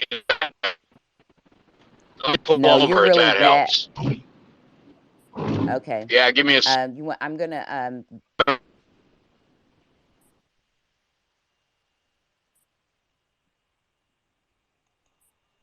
I hope you're safe. Okay, go ahead, Tiff, because I lost him and Nurse. I don't know connection or maybe what they wanted to. What Nurse wanted to express has been expressed. So go ahead. Glad to have you here today. How are you? Tiff. Tiff, are you there? Okay, we may be having connection problems with everyone. You can hear me? You can hear me. Yeah, we can Yes. hear you. Mm-hmm. No, I'm here. Phil was talking to me. Oh, okay. He's Was he All all right. talking to he's all you? Phil, narcissistic. You're Mhm. busy doing your democracy thing, your democracy work. And look at Dallas in the Yes. background That walking. leave listen, her Dallas alone, is like Phil. so confused. It's very rare on a weekday that Phil and I are both home. We're both off work, and Dallas has us both. So she doesn't know what to do with herself. She's like, "Play with me, hello." But no, how's everybody today? Hope everyone is good. We're good, thank you. Okay, well, I came up here to talk about my favorite subject, which is Pennsylvania, because I am sick of these polls. They are stressing me out. I don't like to be stressed out by polls, but you know, what goes up must come down, and that's where we are. So he was up, and now he's getting closer to down, and it looks like Wow. it looks like it's about a 2 point spread right now. If you believe the Emerson poll, the last couple of polls have been the Fox News poll was like 3, 4, but the numbers that are embedded, like I said, there's data in them, and when you do comparisons between him and Josh Shapiro, it's pretty staggering. And it's like, okay, how is he running so far behind him? This doesn't really make much sense. But it makes a whole lot of sense to me because I watch this race like a hawk and have seen that he only campaigns on the weekend. I mean, obviously he has a bit of a disability now, and the fact that he had a stroke, right? So that's an impediment for him to not be able to go and and go campaign. I mean, he has limited. People say, okay, well, he looks good physically. Yes, a person can look good physically and still have some kind of effects from having a stroke, right? So he can walk, he can talk, but he still is struggling. And so that limits him. And even before the stroke, he would only do campaign events on the weekends. It's so odd that the week that he did end up getting a stroke, he did like 3 events that week and then had a stroke. So he this is kind of his MO, but it is 5 weeks before, like almost 5 weeks before an election. He should be out there every single day. And tomorrow he's doing a rally in Pittsburgh. There's going to be a bunch of people that are going. The mayor of Pittsburgh, I think Connor Lamb is going to be there. Even Ro Khanna is going to be there because he's coming to do an event with Connor at Carnegie Mellon. So there's going to be a bunch of people there. The thing is, I need him to do some damn work. We say that lightly, but I really need him to do that. Like, I really, really need him to use these next 5 weeks and really win this race. Like, I don't want him to lose. If you're looking at all of these races, you're seeing that they're all kind of getting closer and closer, which we all expected, right? The problem is he's getting blitzed with ads like nonstop in Philly and in Pittsburgh. They know who they're targeting, right? They're trying to depress vote, and they know they're not going to win Philly, but you also know that you can, kind of make people not, or try to make people not vote. So they're using crime. Philly has quite a bit of crime at this moment. There's constantly shootings and things like of the sort, and incidents. And so they're using crime as a deterrent to say, well, he was, he's the guy. He's like he runs the board of pardon. So they're using his board of pardon stuff to be able to say, well, he was trying to free this person and this person. Some of them are pretty sketchy. I'm not even gonna lie. To say, okay, well, he wanted to release this person who tried to stab someone with scissors, and he was the only person who wanted to do this on the board. Like, they're using that to kind of go after him. These are things that we didn't even know during the primary. We've mostly targeted the Black Jogger incident, and so they're gonna come up with more stuff. And I wouldn't be surprised, it's almost October, that they had more shenanigans up their sleeve. So we don't know where it's gonna land. They're supposed to debate on the 25th of October, which is 2 weeks before Election Day. I don't know what's gonna happen with that. It's a mess. And yes, I'll say this very bluntly. If Fetterman is to win, it is going to be because of white women going out and voting for him. Period. There is not enough black vote to help him to win. Black voters, Latino voters, they are not even 20 combined. They're not even 20% of Philadelphia's population. So it is going to take white voters to turn out and help him. He is in the poll that came out this morning. Fetterman is losing Latino voters to Oz. Why? I don't know. It could be these ads. We know that they kind of lean more conservative, and he was getting about 20% of black voters. So those things, the Oprah connection, not seemingly too crazy like Mastriano, those things can definitely impact him. On the other side, there's also I think he is missing a mark on seniors, because he needs to attack that. Medicare and Social Security is a big deal, and I wish that he would focus on that. I know other people talk about Mandela Barnes, which is a whole different situation in Wisconsin, and he's actually now trailing Ron Johnson. But I do see some good signs from him. One is that he has been reaching out to seniors in senior centers and talking and hitting hard the Social Security and Medicare issue. Both of these candidates are more far left than I personally would like. But this is the lane that they chose to be in. And when you're in that lane, it is very easy to connect you and your campaign to Bernie Sanders, which we all know is a problem. I mean, let's keep it real. And so for some people, it's fine. For me, it's not. I don't lean left. I'm very much a moderate. And so, Mandela Barnes started from a place where he didn't have a lot of money. He would have decent money, but that's becoming an issue. Fetterman had quite a bit of money, but he spends money like no tomorrow. So in the last quarter, which today is the day of the last, that's why you're getting like 1,000 text messages asking for money. Today's the last day of the quarter. Everyone's freaking out that they need to get their money in. But last quarter, Fetterman only ended with $5 million. I can tell you right now, $5 million in Pennsylvania is not much. So he can't even really run ads the way he wants to, because 1 week of ads in Pennsylvania is like $800,000. So you figured if he started doing that a couple of weeks ago, he would probably be in the red at this point. He's bringing him. He did. I saw his Act Blue for August. And he did get quite a bit of money, but he was actually Fetterman was trailing behind Mandela Barnes.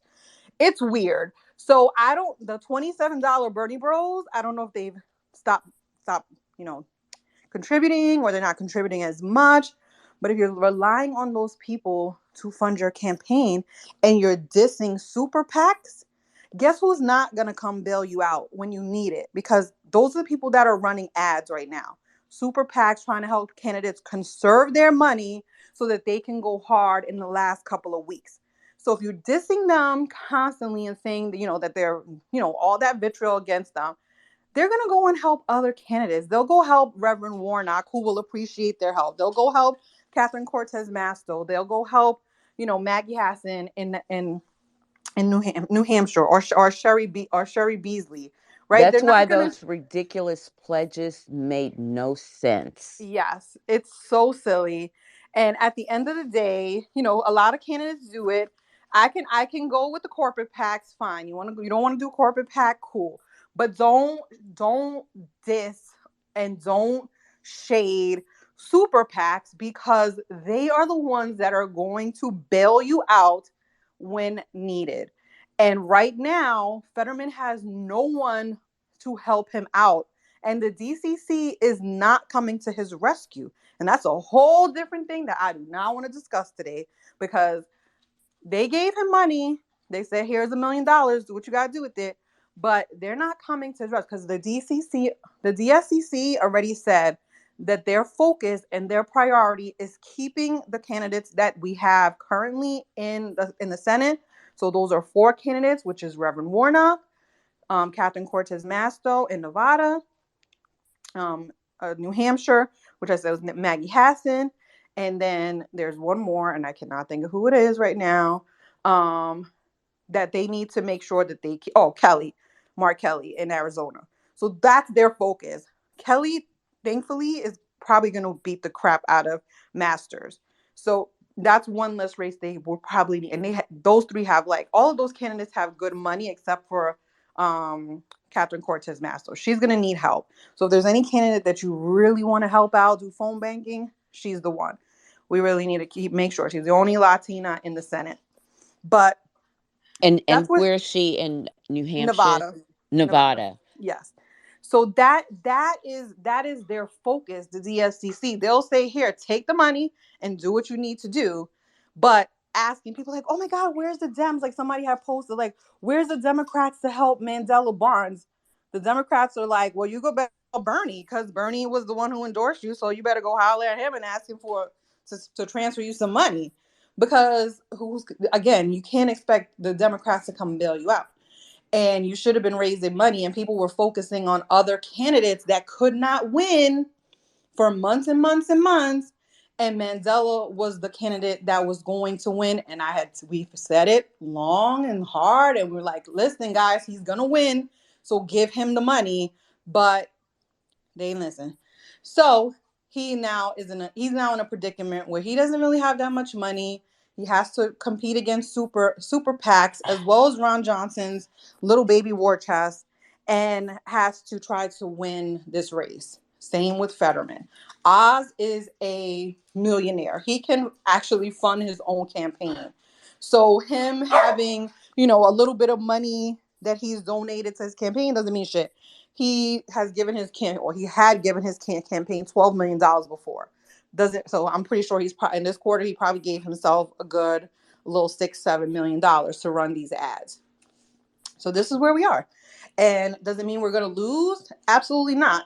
It means these candidates, like I said, need to get to damn work and do what they need to do to raise the money that they need to win.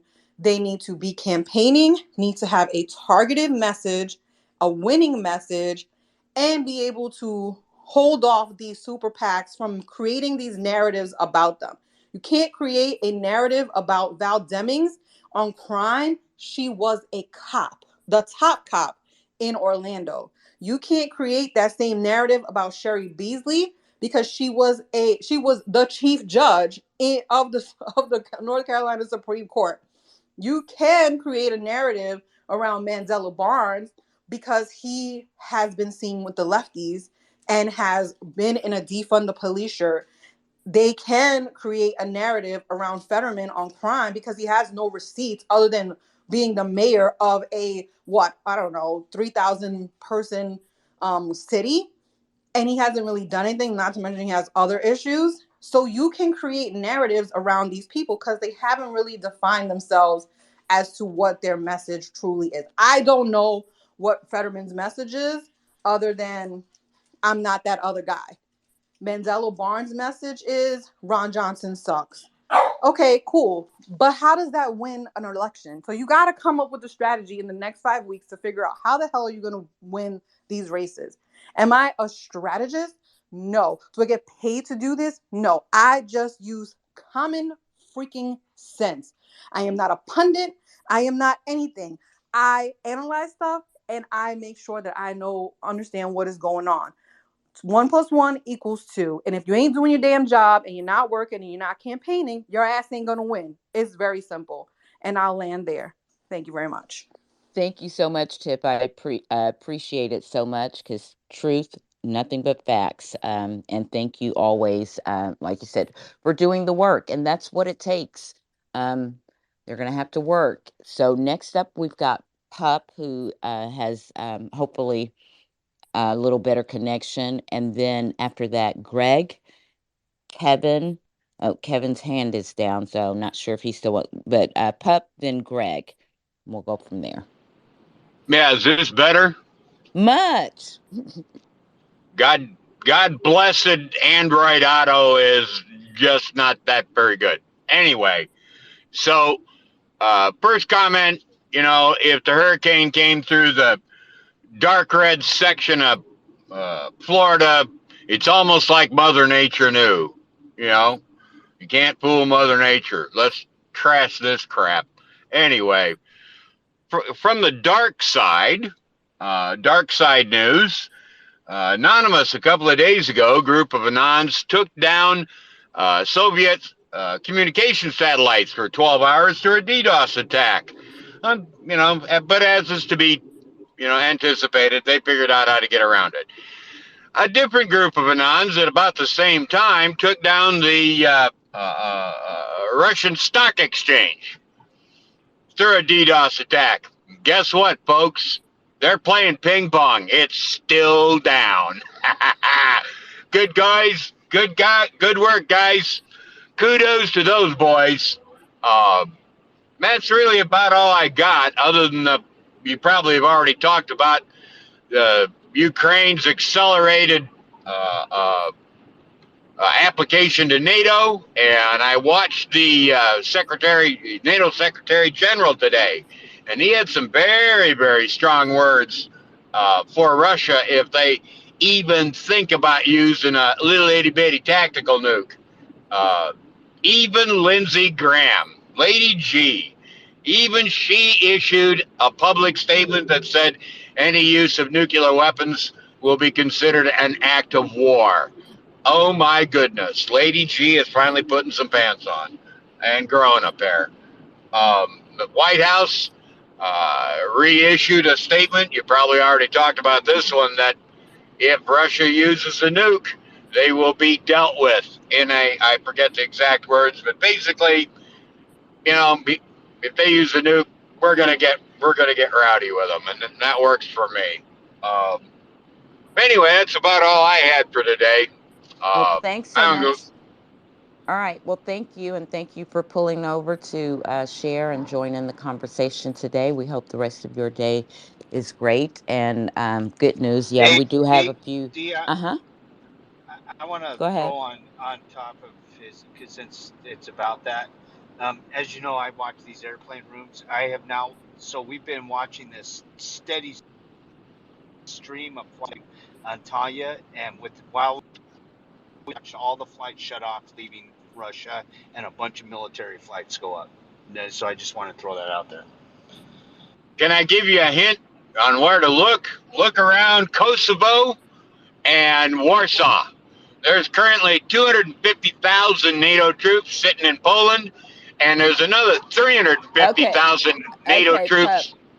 Can you and Eugene do that in the DM? I kind of don't feel really good about giving our military, places and things away. I mean, I Well, this understand, was and I know. something put out by the NATO Secretary General. So Okay. this is nothing new. The point I was going to be driving at was that their NATO is amassing an enormous force in surrounding NATO countries. And if this Yeah. boy, you know, shifts his seat on his chair, they're going to know about it and they're going to take action. And remember that if NATO accelerates Ukraine's admission into NATO, which I am 1,000% for, you can expect an Article 5 following that up shortly thereafter. That's all. We may be witnessing, you know, a very short-lived Russian aggression against NATO.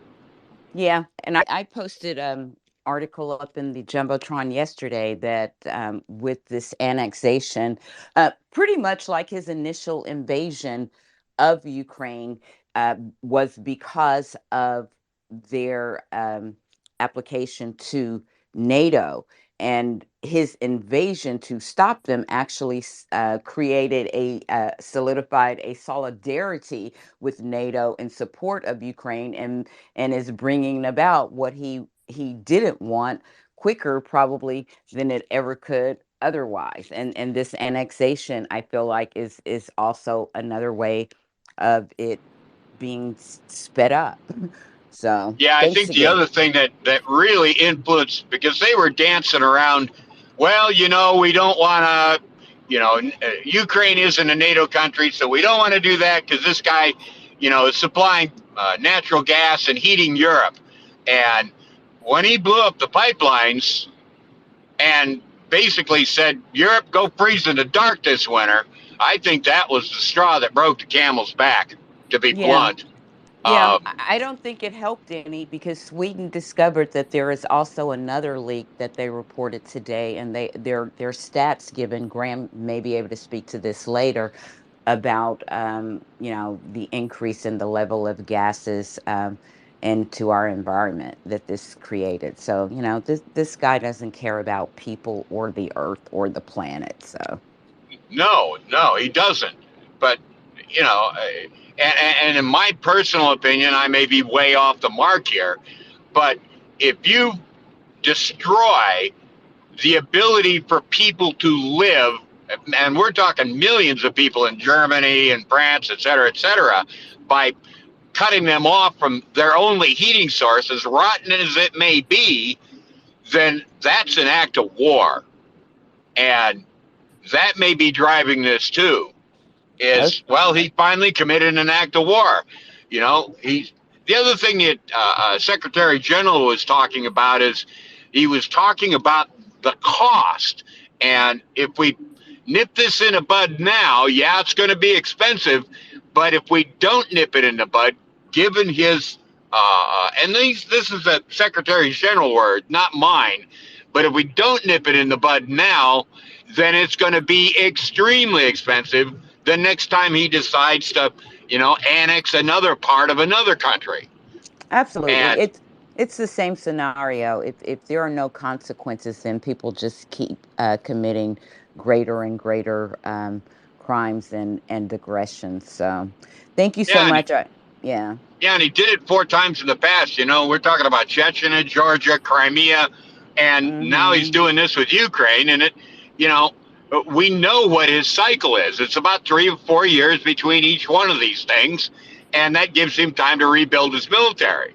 And Yeah. it's quite obvious that his military is getting its ass kicked, and now is a good time to, jump on the bandwagon and let's make sure he doesn't do this again. Anyway, at Right. that, I'll be quiet. Thanks, Pip. I appreciate it. Greg, you're up next, and Kevin, if you still want to speak, then Marco, if he's ready, I brought him up. Thank you guys again for being here. Hi, how are you? I was just want to ask Tiffany a question. I just want to have ask Tiffany a couple of questions about Pennsylvania. Tiff. So, with with Shapiro versus with Fetterman, how Shapiro is doing on the polling of being elected governor versus Fetterman being senator. Do you think they're going to split the vote?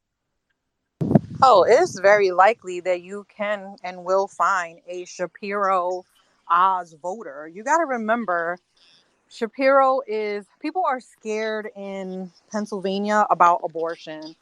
Uh huh. So that may sway a lot of people. Also, Mastriano's a psycho. And I say that Well, lightly. that's true. And so people have a fear. Remember, the governor's at the top. That's not only just the top of the ticket, but he's also going to be, the person who can veto stuff. So Mm there's a different kind of urgency to have a Democrat in that seat hmm. versus Mm being one of 100. You know what I mean? So hmm. Yeah. Yeah. people may not see Oz as threatening, or they may not see him as, a risk Uh as they huh. would, Republicans I'm talking about, and some Democrats are going to vote for Fetterman. They're going to do what they need to do. Yeah. But But of course. relying on Republicans and independents to help get you over the threshold is probably not a great strategy, especially when you've abandoned black voters in Mm hmm. Philadelphia. That's idiotic on so many levels, as well as not even trying and attempting to reach out to. I've seen him do one Latino event, and Mm that was a Puerto Rican Day parade in like Allentown or somewhere like that. I'm sorry you showed up to a parade. That's not going to change a minds of a whole bunch of people. Only a certain segment of people saw that. His wife is freaking Brazilian. He needs to be getting her out there and doing something to show, that they care about Latinos. Don't run a freaking ad. This is okay. Don't Well, get me you know started. what? I'm gonna and let me just interject because his whole campaign is to me, honestly, I'm gonna just be real blunt in the room. His campaign, he's been running a lazy campaign from the start. Okay, even before he got sick, he was running a lazy campaign. He took all the campaign money, doing silly ads during the campaigns. The primary season. Now we in the home stretch. I'm seeing on his Twitter timeline pushing these ridiculous ads, these childish ads against Dr. Oz, in which it's to me, I find it as a Democrat offensive. You're not doing the work. You might, it's like you should have sat back down, as I go back to say, do self reflect. Every time you do self reflect, you should have sat down and say, am I ready for this job? Because this is the message that Dr. Oz has been pressing him. And this is a valid charge. Are you ready for this job? Are you fit for this job? And clearly, um honestly, let's be really real in this room. All of us know he's not. And so he didn't put his health first. He didn't put his family first. Now it's going to be up to us as Democrats to push him over the edge. And that's going to get him to the promised land. It's up to the voters in Pennsylvania. Honestly, that's it is who is going to have to come in and do the work.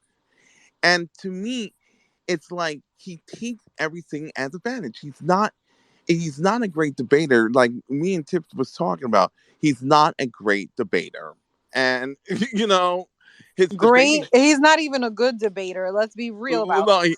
So I his don't even know debating why. skills is I not mean, is non-existent. he only agreed to do the debate because the media was getting on him like, hey, how can you not debate? And in the poll that came out today, 65% of Pennsylvania people that were polled want a debate. Like they want to see what he's bringing to the table. And Dr. Oz too. I mean, Dr. Oz actually can. Me and Geechee watched the Republican Hmm. primary debate, and he's actually a decent debater. So I mean, he Of knows what he's doing, baiting John Fetterman into a debate so that he can. because Dr. Oz, let's really be honest. Dr. Oz, you could say Dr. Oz is an outsider. You could say all those type of things. But one thing is Dr. Oz is this. Dr. Oz got a huge advantage over Fetterman, and that is he is good with the cameras. And he knows how to work the cameras. He's been on the cameras for over 20 to 15 years ago on the Oprah Winfrey show, on his own show. Well, he's a showman for sure. He is a showman. He's He a knows how to showman, sell and it. the thing that they're trying to do, if you pay attention to, kind of, I don't like to watch it. I will never watch Fox News, but I see the clips and the kind of narratives that they're trying to set. They're trying to they've gone even as far as painting Fetterman as like a crip or a gangbanger or some kind of I saw that weird. ridiculous Well, you tweet. know I what? thought, It You know is what? ridiculous. You know what, You D? know. It's ridiculous to us You know what? because we know the truth. Like that is like beyond. That's like even far fetched. Like I would go the total opposite way on it. Mhm. But that's the message is not for us. The message is for Republicans to try to make him seem like he is weak on crime, and Mhm. he and use his appearance to be able to say, well, look, they're basically saying he's a thug Well, you without saying basically, that. let me tell you something. This is why I have always been on him from the get go, and this is always if you about want to his be. dress. Yes, I have always been on him about his appearance. If you want to be the senator of the United States, you need to start stepping up and start dressing for the job. It's like when you do it for a job interview. This is a job interview. It's time for him to grow the f up and be a freaking man, and that's what he failed to do. And this is where you're gonna be wearing hoodies and shorts when you meet in the president of the United States. This is not a fun and game. It's like me as a black man who's going into a job interview and I'm saying, oh, I'm going to be the Senator of the United States. I'm going to wear my hoodie and everything like that. You think white voters going to come around and say like, you don't look presidential. You don't look like you don't fit in here. But Well, that's the it's crap. called That's dressing the part, and exactly. there's certain things that are appropriate for certain professions. Like gymnasts wear leotards, or whatever they call. And also that, and not only that, isn't it not a rule in the Senate that you have to dress the part to be a senator? um, Absolutely, there yeah. is, because there was a rule that I remember Ron Paul didn't get the chance. It was either Ron Paul or Lindsey Graham didn't dress the part to go and to vote for Ketanji Brown Jackson, and they turned around and they missed that vote. It's Oh, because yeah, I remember that. I do. So, yeah, yeah, they're standards, and there is so standards. So to me, it's like Fetterman, and Fetterman, it's like he's problematic, and I'm gonna keep. You know what? I going to hope and pray and push for Florida to make it to the promised land, and we can do it. But all that's right. all I got to say. But we got a lot of hands, and I Yeah. got time Hey, here to I hang out with you. So go I on. I want to say real quick, one of the things with Fetterman, like we've talked to a lot of candidates in here, and we know how hard it is if they don't have a ground game, right? And the ones that we really key on are people that are knocking on doors and trying to get a vote, right? Because it's also spreading messaging. Like, does he knock on doors at all? I mean, does he like? Is he think he's such a superstar that he doesn't need to do that, and he's It's got like so much it's you money? feel like it's tied. Let's really. This is one thing about Fetterman that I do not have to say that he has a lot of similarities to Bernie Sanders in a way about how his resume is, and he is like we. I look at his resume, and his resume is the same. It's the same thing about Bernie Sanders. It's really is flimsy. It's nothing accomplished. It's nothing to be stand for. If you really saying that who's a better candidate and who's coming in as an outsider, but he has the charm and the wit, it's really it's Dr. Oz, and that's the scary Yeah, thing in my mind. Yeah, I mean, to your point, Eugene, no, he's not knocking on doors. He's not out there. You see how That's what Dustin is she out. said. Yeah, He's not yeah, he has. campaigning. Yeah, Literally, I he's mean, not. he has rallies. Every weekend, he's the last 3 weekends, he's had a rally, multiple rallies, maybe on the weekend. But as far as during the week that he's going, and you see, listen, you can go to every candidate's web timeline and see how they're hustling, right? You can see how Hmm. Stacey Abrams is doing whatever today, or you can see how let me think of another candidate. Reverend Warnock is out Hmm. there. You can go to anyone's timeline, and that's not indicative of everything that they're doing, Hmm. but they're trying to portray a message. Fetterman's timeline is, can you send me money and stupid memes? He's Oh, not out there. He's not out there. It's plain and no, simple. He's not out there. okay, All Tiff. right, I want to guys, let's follow up stick. one thing. Oh, What Tiff got okay. to say about this? One thing about All this right, about and wrap Fetterman. it up so I can Okay, I'm get gonna to the wrap it other up. Here hands you and we go. can come back. All right, so here goes. I'm gonna wrap it up. He is so silly that he did not even use Malcolm Kenyatta. Malcolm Kenyatta turned around and said to him, "Why are you did not apologize to the black community about about that incident when during that debate?" Malcolm Kenyatta could have been a very effective surrogate for him. He could have at least get that kid to go out He there and does. try. He has think. Okay, let me keep it real. Malcolm is trying his best. Malcolm has a pack, and he's trying his best to make sure that these idiots do not get elected, right? But Malcolm can only do but so much. He's one person, and he literally is his black friend, and he is out there, and he is trying to help. He is trying to help him as much as possible. But when you put all your eggs in one basket, and there's other surrogates that he has, who his other two black surrogates are? Two people that he got commutated from prison. and they were wrongfully accused. And those are the two people that he uses at events to connect to the Black community. I'm sorry, that is bullshit, and you need to do better than that. And I'll land there so Dee can continue with her space. And if Yeah, we want y'all to talk stick about this, we can have our own space later. right. And I mean, Oh, it's a this has great been good. conversation. This is It's a good. great conversation, and we may come back to it. I just don't. I I lost just one I person learned from the speaker. I learned a lot just now. So All right. So next up, we've got Shauna and Ghazi and DB. I lost Marco, and I don't know. He may have had a call or something, but you can come back up. And so go ahead, Shauna and Ghazi, and then DB. Thank you guys for coming up. And we are going to be getting to our wind up phase here of the space. So I do want to talk about the music space tonight before we do that, too. So go ahead, guys. Thank you. Mhm. Well, I'm always down for Fetterman bashing, but I didn't expect it today. However, I will chime in and say that yeah, there's several things that he hasn't done that Dr. Oz has done, and I'm not surprised to see the race where it's at. Several people have talked about this leading up to the primaries, and so I'm just going to count on the people that got him across the finish line in the primary and insisted that he was the best candidate to do the same in the general. So we'll see how it turns out. I hope the best for him, but there's only so much that can be done. I've been saying forever he needs to go speak to the Black community directly. There was some type of event in Philadelphia, and you had to zoom in to see the Black people that were there. Like, you literally had to zoom into the picture. You shouldn't have to do that if you're going to Philadelphia. It should be, you should be able to visibly see some Black people there. So, whatever. His campaign doesn't seem to have an issue with not reaching out to the Black community. So why should I care? I don't live in Pennsylvania. Sorry. So have bigger fish to fry down here in Texas. So Tiff was talking about split tickets, and that happens everywhere.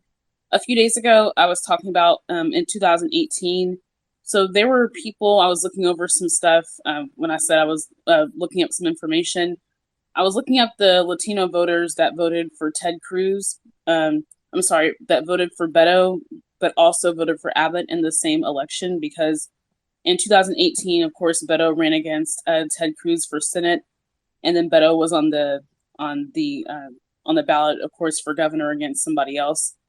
And so there was interesting crossing going on. There were people that voted for both Beto for senator, but also Abbott for governor. So thought that was quite interesting and weird, but that's how people do all over the place. And I'm wondering what's going to happen this year with those voters who voted for both of them, because now they're running against each other. So we'll see what happens with that. I've been kind of worried lately because Beto's been running about 5 to 7 points behind Abbott the whole time. And so their debate is tonight. So I'm definitely going to catch it on YouTube since the music space is happening tonight. But, it really depends on turnout, and the Latino community is probably going to be the deciding factors in this election. They've outpaced the white community now and in population down here. But in 2020, though, they were only 13% of the electorate. So I don't know. Or maybe it was 26%. I gotta look at something. It didn't look like a lot. I'll have to double check that. Shauna, you said that the debate was tonight for Texas Yes, candidate? ma'am. It is for Beto and Abbott. Yes, ma'am. Okay, awesome. Gambit had to go. He was here earlier. They are also having the governor candidate debate in New Mexico tonight as well. So we might want to look those up as well. Yeah, there's no audience. I guess Abbott requested no audience, and Wendy Davis, who ran against him in 2014, mentioned that he requested the same thing for their debate in 2014. So, again, there's been so much stuff that's happened the last few years. I don't understand why this race is so close, or why even Beto's running behind. I could see if it was running neck and neck, but the way he's been lagging behind, I don't know. It's kind of irritated me just with all the things that have happened the last 4 years. Like, there's been a lot of crises that have happened that even Republicans should be irritated about, like with the whole grid thing, with the winter storms. Exactly. And and a lot and of things that, Uvalde. I right. mean, just Well, most yeah, just recently. well, yeah, there's that. I mean, I know they feel a certain way about guns, but there's been, ever since he's lowered the age on the price, or the age to get AR-15s, there's been 3 mass shootings since then, with people who wouldn't have gotten them had the age been left at what it was. So, but I know Republicans don't care about that, but there's been things that have directed them effectively that they should care about, like the power grid. I mean, again, they got expensive light bills after that too. They sat in the dark too and in the cold, a couple of winters ago. So then the whole fiasco last summer with whenever he did something with the trucks or something. So there's a lot of stuff that they should be pissed about too. So I just don't get why it's, the way that it is. But I mean, that's Abortion rights, Texas for you. okay, and that, Yeah, but I don't know how much of an effect that's had down here, just because there's a lot of pro-life people down here, and like I said, even Latinos, a lot of them are pro-life. It just depends. I'm not quite sure how Dobbs has really affected those areas like they have the North. I'm not quite sure. right, So and we'll have to see. I don't know. yeah. So we'll keep But an I eye mean on that, that. yeah. Yeah. But even I think that as time goes by, more and more stories will come up where it's not even really so much about abortions as it is a healthcare matter and issue when these real life examples start to resonate in the media.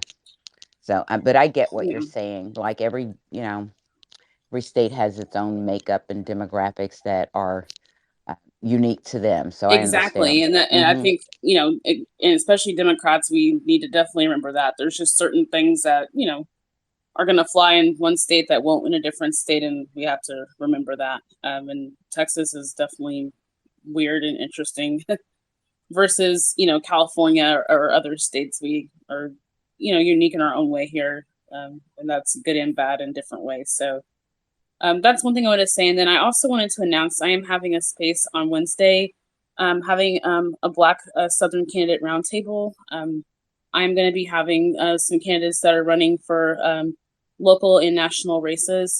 So that'll be on Wednesday at 6:30 Central Time. I'll probably put it out over the weekend once my RSVP list is completed. You'll see some familiar faces that you've seen in here, and then some you may not have seen before, but they'll just be discussing their candidacies and that type of thing. And I wanted to do this just because there's not a lot of emphasis or attention put on Black candidates, and so I just wanted them to be able to talk about their candidacies and what help they might need getting into like the last stretch of the campaign. So please join us on Wednesday, and that's going to be at 6:30 p.m. Central Time. And like I Thank you said, I'll so much, put it Shauna, out. for always highlighting and bringing emphasis to that, like with the list that you created very early on. And I'm looking forward to this and kind of keep reminding us. And as soon as have you scheduled it already? Yes, I've scheduled it, and I'll put it out this week, and I'll start circulating it once I have more of a complete RSVP list. It's mostly complete, but I'm giving it a couple more days, and I'll start circulating it. Gotcha. Well, we'll do And then everything we can to help amplify it. And again, uh, kudos and hats off to you for bringing that about. And we definitely want to support it and hear from the candidates that are running and see how we I'm can really help them. excited. I've been kind of working on this for a while now, and I've envisioned it for the last few months. But I was waiting for the primaries to be over, and there are a lot of scheduling conflicts and everything. So I'm glad I was able to come together. So I'm very excited. So thank you guys so much. I'll send out the information. So just be looking for over the weekend. And thank you so much. Well, awesome. And then tonight, music space. You want to give Yes. us the Oh, yeah. subject and the Yes. time? 7 p.m. Central Time, and that is Black music, but it's music from around the world. So that's Caribbean or Afro beats or African music. So yeah, world music. So I, it's not my most known topic. So probably reggae music for me. So yeah, so anything in those categories. All So right. look forward to seeing y'all tonight. Well, absolutely. And guys, definitely join the music space. It always is a great space. You actually learn things in the music space, and we have a great time. And this is a good category for us to all learn some things. So I'm looking forward to Yeah, it. and I'll put that one up in the nest. That's what I was going to ask. So Yeah, thanks so I'll put much that one for up that. there. All right. All right, Well, thank you looking so forward to much. it. Well, thank you. Thank you for all the great work that you do. And we appreciate you joining in the conversation today, sharing those efforts. And we look forward to joining you, supporting you, and amplifying them. So, Perfect. Thank you. Thank you. all right. Up next, we've got Ngazi and then DB. Hello, can y'all hear me okay? I'm in a country. Yeah. If you can get a little bit closer to the mic. Oh, hold on, let me. Is that better? Okay. Much. Um, Yes. okay. I just thank you for letting me up. I'm glad to be here to listen with you guys. I wanted to kind of speak to what Shauna was saying and kind of what Greg and Tiff have been mentioning as well, which is like these polls don't make sense. There's no reason why these races are as close as they are. And granted, I do think that polling is broken. I don't think that pollsters have figured out how to actually capture the electorate of America, given all of the changes we've experienced. So I always look at every poll as kind of like a, okay, well, that doesn't really tell us much kind of thing because we don't know. And people lie. Um, I've done polling and like testing and stuff, and folks will, there's rater bias is a thing. But I think we always knew the polls were going to get closer to the actual election. So some of the tightening is normal. But then also, I think what we're butting up against, given the changing demographics of the country, the expansion of people wanting to participate in this process, we are now butting up against the dying of whiteness version of America, where, yeah, Republicans were sitting in the ice cold too. And Republicans are also experiencing the existence of climate change and what has happened to Florida, here in Georgia. Republicans, sweetie, y'all are also seeing where our hospitals are closing. If you get into a car accident on 275, you don't have a trauma one center to go to. That will affect you too. But these people will convince themselves that won't matter because as long as the black and brown people aren't getting access to these services, I'm fine. So that I think is the where Democrats have really done a not a good job of communicating to the voters in their areas really what's at stake. Like Republicans, no, like they're just running on culture war. Like Brian Kemp's, all of his ads, like I had unfortunately had to watch a lot of them last night, are just culture war stuff. There's nothing of substance. He keeps claiming he's protecting Georgia from XYZ. And I'm like, but what am I getting if I vote for you? Like what more of this and what we've had the last 4 years ain't that great. Whereas Stacey's ads are focused on like, here's the money we have and here's what we can do. Here's why you should vote for me. Same thing with Herschel Walker. I don't his ads give me a headache. Whereas Walker's or Warnock's ads are all very much on his record, what he's done, how he's going to continue to deliver for Georgia. And it's just like, but these are not going to move the needle for people who have already decided that red is their team and this is who they're voting for. And Democrats have given up on really stepping into the space of the culture war and putting in people's faces, what are you getting with these people? There was an article that came out yesterday that basically said Republicans are afraid of getting the House back because they've got loose cannons in their House seats and they're afraid they're going to tank our global economy. That's a real problem that should be talked about more because election day is coming and you don't want to wait until we're actually looking at the debt ceiling crash to start having this conversation. But where is the media? No one's talking about this. This is a real issue that will affect everybody, regardless of who you vote for. And people are concerned about whether or not Trump's going to jail, which won't impact anybody for the next 2 years. Or I don't even know what. But there's just a lot going on out here that we are all just kind of missing the mark on. But yeah, these polls are and these future elections are concerning now that we've reached into the I'm willing to die if it means black and brown people will suffer stage. Thanks. Thank you so much. Very good point. And it is Well, let's not mind-boggling. forget during COVID, like how many people were okay with our elderly dying. I mean, that is a Well, fact. one thing I noticed too during Oh, COVID was when we were all talking about who was dying, everyone wanted to mask up. Everybody was concerned about distancing until the numbers came out and it was mainly Black and Brown and Asian communities that were dying. Now all of a sudden folks are like, open up. But look who died the most. COVID at its peak. We lost a whole bunch of white folks because they weren't taking it seriously once they thought it wasn't going to affect them. it's true. So up next we've got DB, and then I brought someone new up, Victoria, and DePice after that. And I want to thank you guys again for being here. TGIF, we made it through another week, and we have 38 days to go to save our democracy. Thank you guys for being in the fight. So go ahead, DB, Victoria, and DePice. Hello, everyone. Good afternoon. How Uh, are w- you? I'm doing well. Work has been crazy, so I haven't been able to get on your space much recently, but I'm trying to change that. Things are slowing down a little bit.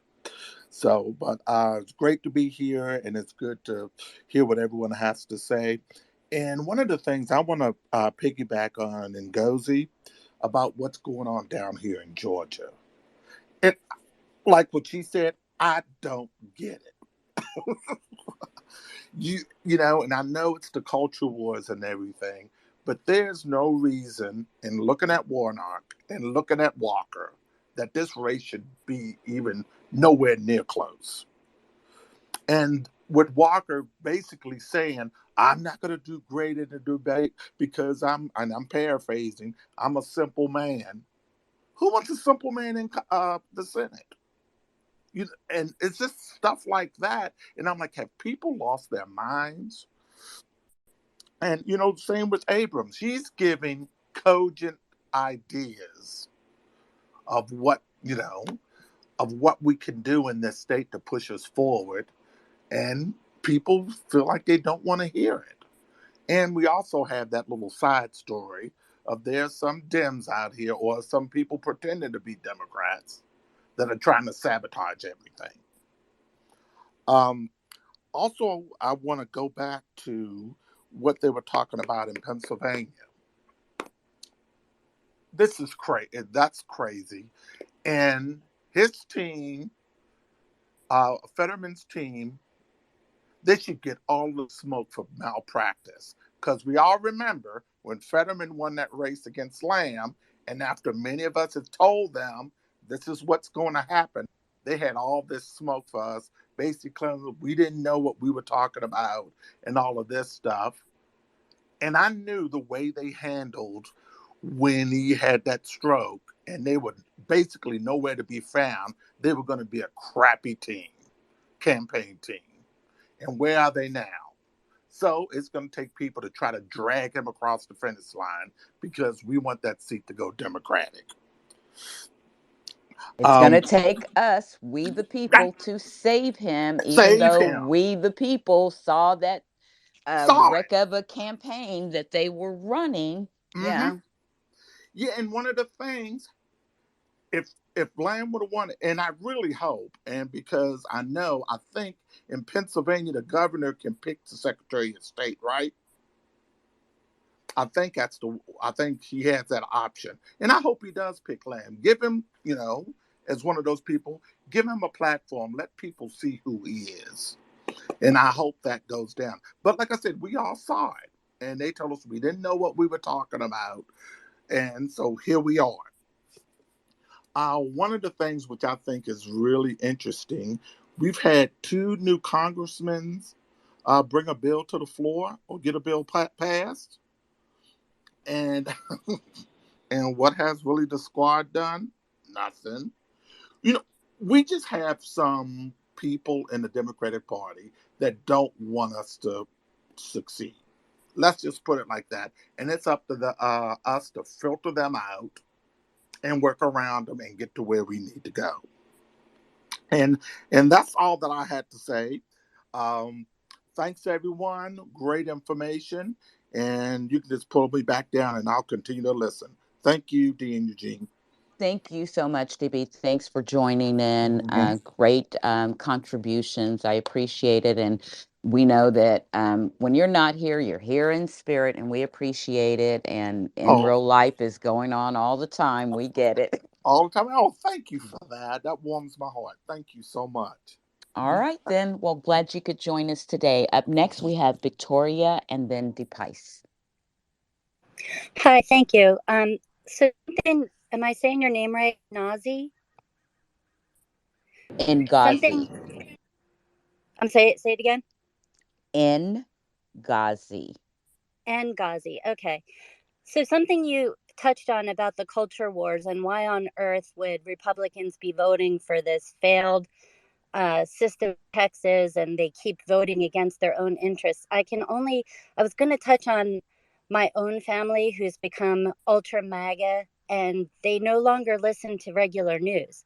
They're getting their news from Alex Jones types and they're somewhere else. And that's part of it. But the other part of it is I spent a little time this morning in the room for the Georgia candidates. So Madeline was in there, and I started following her. So I was listening, and then I got busy. And then when I went back to it, there was a couple people in there, and they were talking about reparations. And I'm interested because I don't really know how that works. So the one guy was putting out his ideas, and it all sounded great. But like my husband's second generation, so I have questions about like, well, if you're going to decide who gets paid, then who pays if you weren't in this country? But that's a whole other topic. But that's why I was listening because I have a lot to learn, clearly.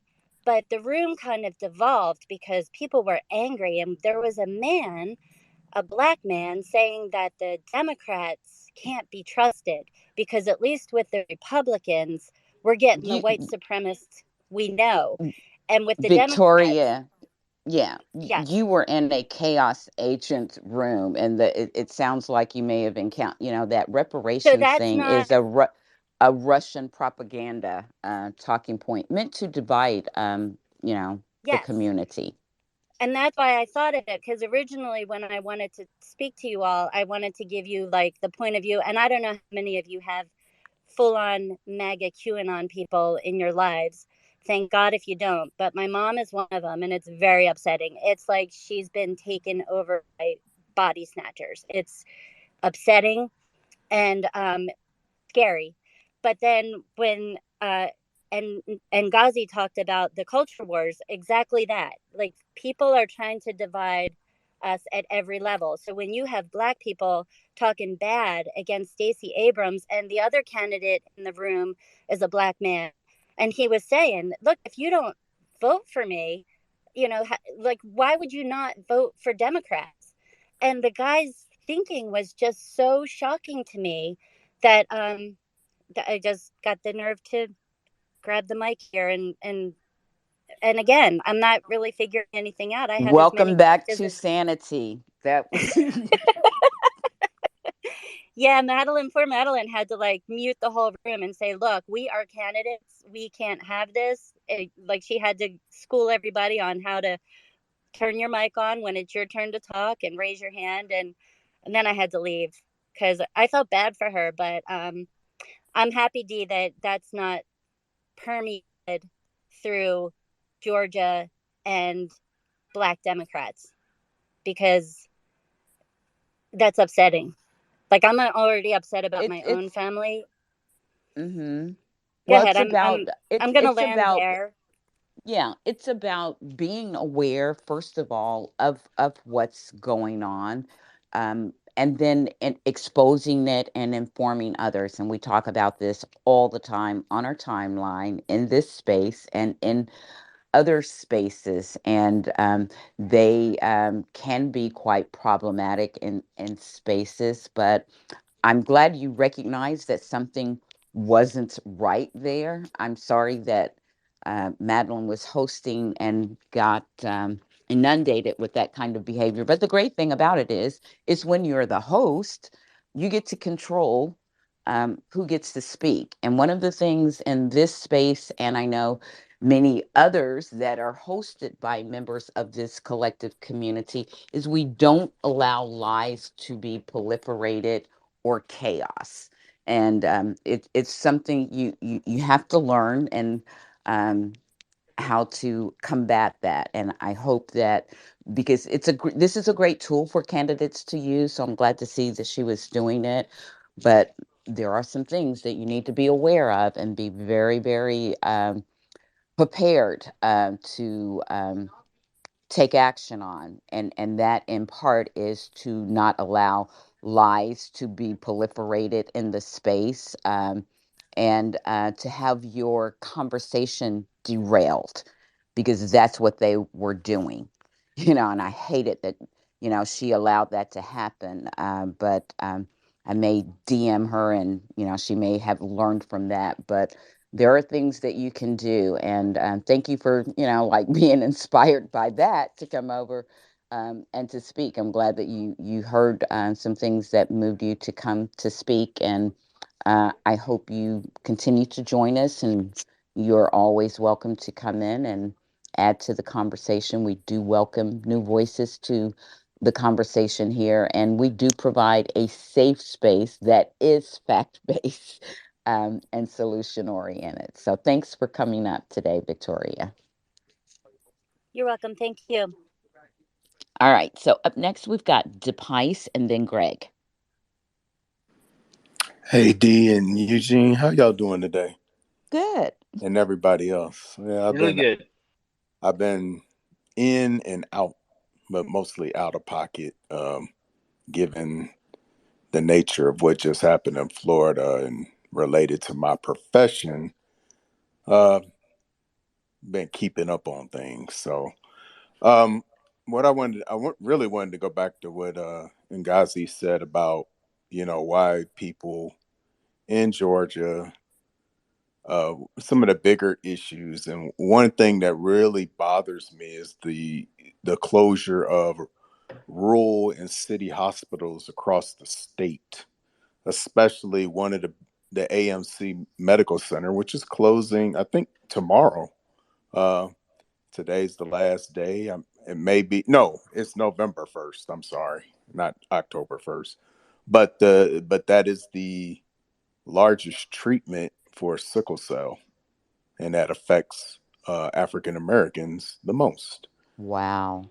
Yeah, it's a big facility. So, and unfortunately, Victoria, you went into what Dee aptly described as a chaos agent, a bunch of chaos agents that overtook the space, and they're agent provocateurs. They don't want anything positive to happen, and they want to blame one side. And quite frankly, they're being paid by probably Russians and white nationalist parties. So I'm going to tell you where their funding is coming from. Um, and they're not about the best interest, even though they say they're black and they may look black, but their interests aren't in the best, not in the best interest of black people. So they don't have any concerns with siding with Kemp and the closure of hospitals, which mainly affects African Americans in the state. And some of the gun laws that came about that, we had the Midtown Music Festival canceled, which is major here, because he's so relaxed with gun laws. And nobody's going to want to have their venue here where you can basically do what you want and have a shootout if you want to. So there's a myriad of things that is wrong with Kemp. He, quite frankly, he is not a smart man, in my opinion. He is not a well thought out man, and he's a cheater. He cheated in 2018. I've been here since 2011. Uh, Governor Deal, believe it or not, and I didn't even like Deal. is night and day compared to him. So this whole, and I did get a chance to get into, because of the nature of my business, my profession, I did get a chance to get into the inner workings of how Georgia government works in terms of when they and this is elected office, and I'll just give you an example. The former insurance commissioner of Georgia, he didn't know anything about insurance. He even said to me, "I'm an old farm boy, and you like that old Ted Cruz? That Ted Cruz is good." He said that to my face. I'll never forget it.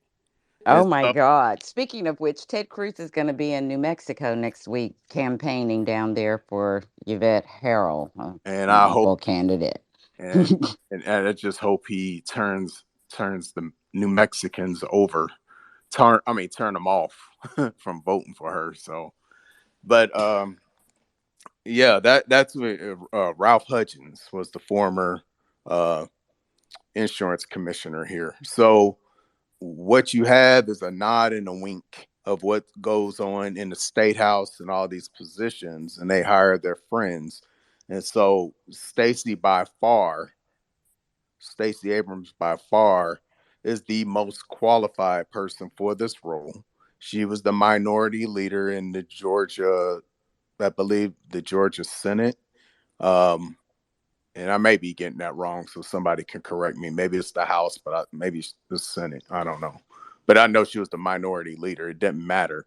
And she knows how to lay out a plan. So um, I would disregard, and I've been in several spaces with, I forgot her name because she's running for office and down in, I believe, I forgot where she was. Over close to Savannah. I'm surprised because Yes, that area was kind of affected, but maybe I'm hoping that she wasn't, but and obviously not if she's in a space, but she was close to the Savannah side. right. So yeah, I've heard her a few times, and she's young and she's getting her name out there. So um, there are pockets of Georgia where, the whole idea with Georgia is turn out the blue in Metro Atlanta, and man, my head is, I'm just forgetting everything, and right on the border of South Carolina. Why can't I remember? But Augusta. What is it? Augusta, yes, Augusta. Yeah, that's it, yeah, because that's yes, where my uncle is. yes, Yes. yeah. So I mean, I'm tired. So uh turnout, the black turnout there, and then the idea in other rural areas where it may have a significant black population, but is to cut down the margin of the red, and that was the formula that worked for Biden, and hopefully that's the formula that will work for us coming up in November. So thank you, Dee, for the time, and I'll go back to listening.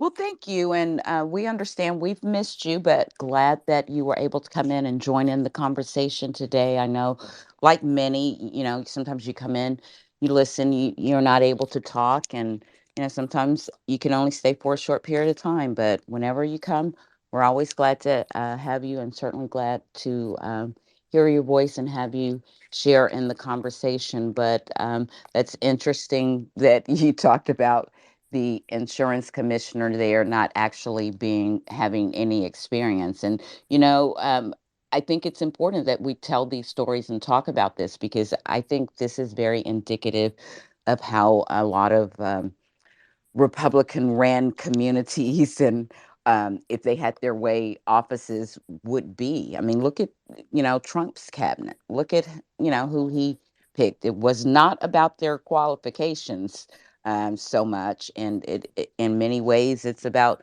who you know and the mission they're trying to kind of send you on.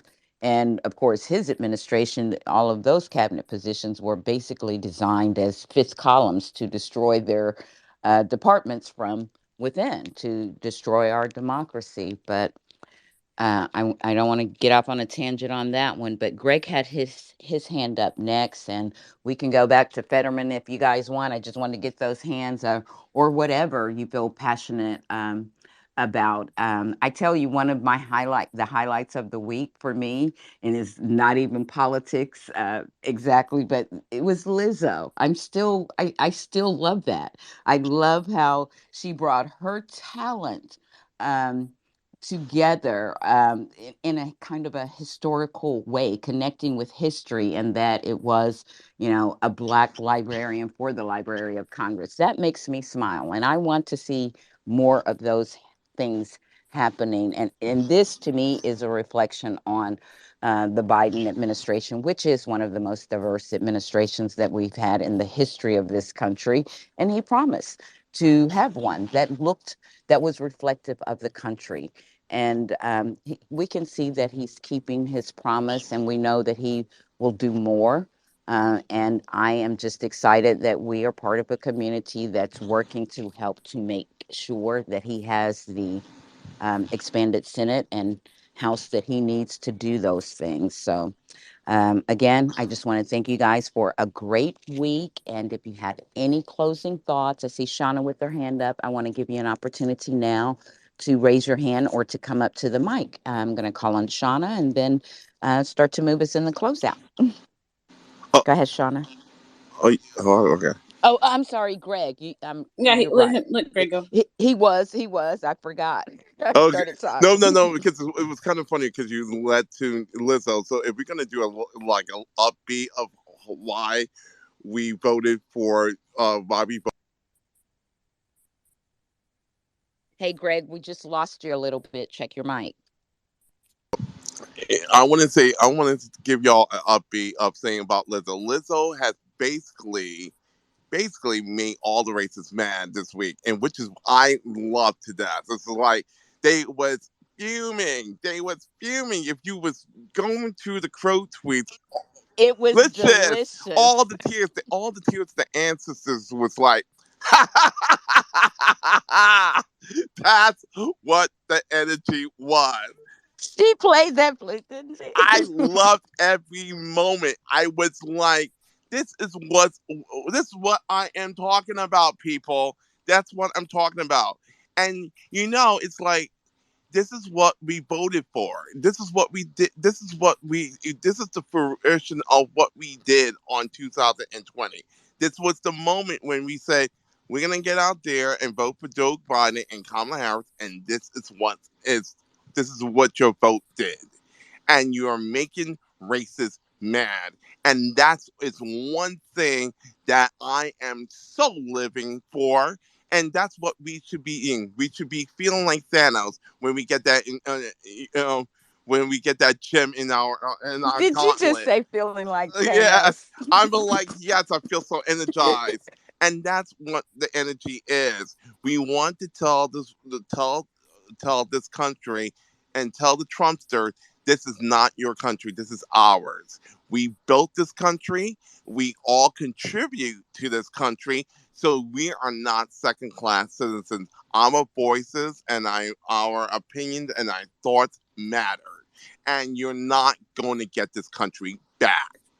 And that's the message that the Democrats, where we're going to be going for it in October and to November. You're not getting this country back. We will fight you every step of the way. We will check you every step of the way.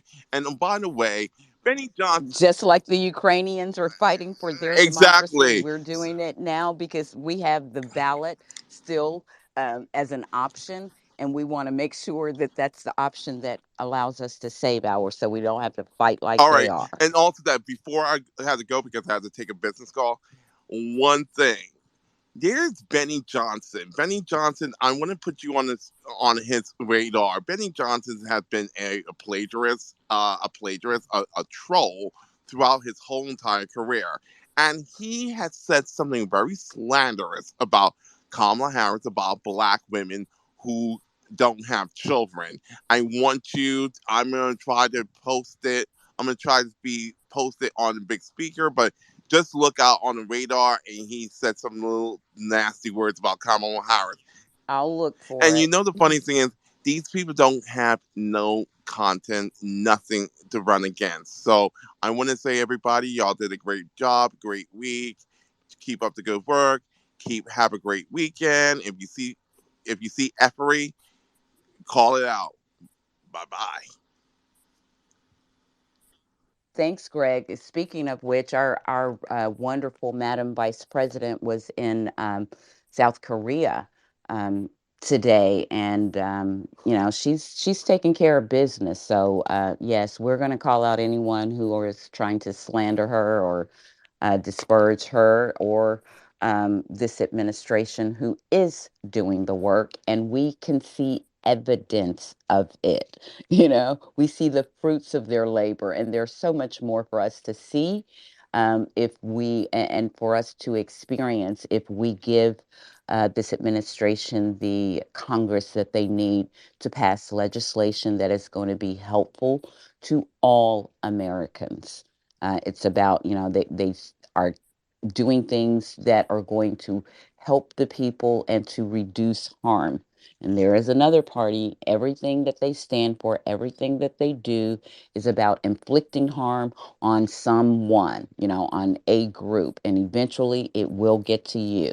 So thanks, Greg. And up next, we've got Shauna, then Ngazi. And I'm going to start to wrap us up, give Eugene some last words and close us out.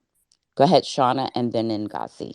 Thanks. Real quick, I didn't want to say anything else about Fetterman, but I forgot when I was talking about his attire. Greg was talking about that. I just want to say, if anyone else was dressed like that, they would be talked about, like from here to Kingdom Come. Malcolm Kenyatta or anyone else wouldn't be able to dress like that and be taken seriously. Someone, like Val Demings wouldn't be able to dress like Kirsten Sinema and be taken seriously either. So I just wanted to put that out there.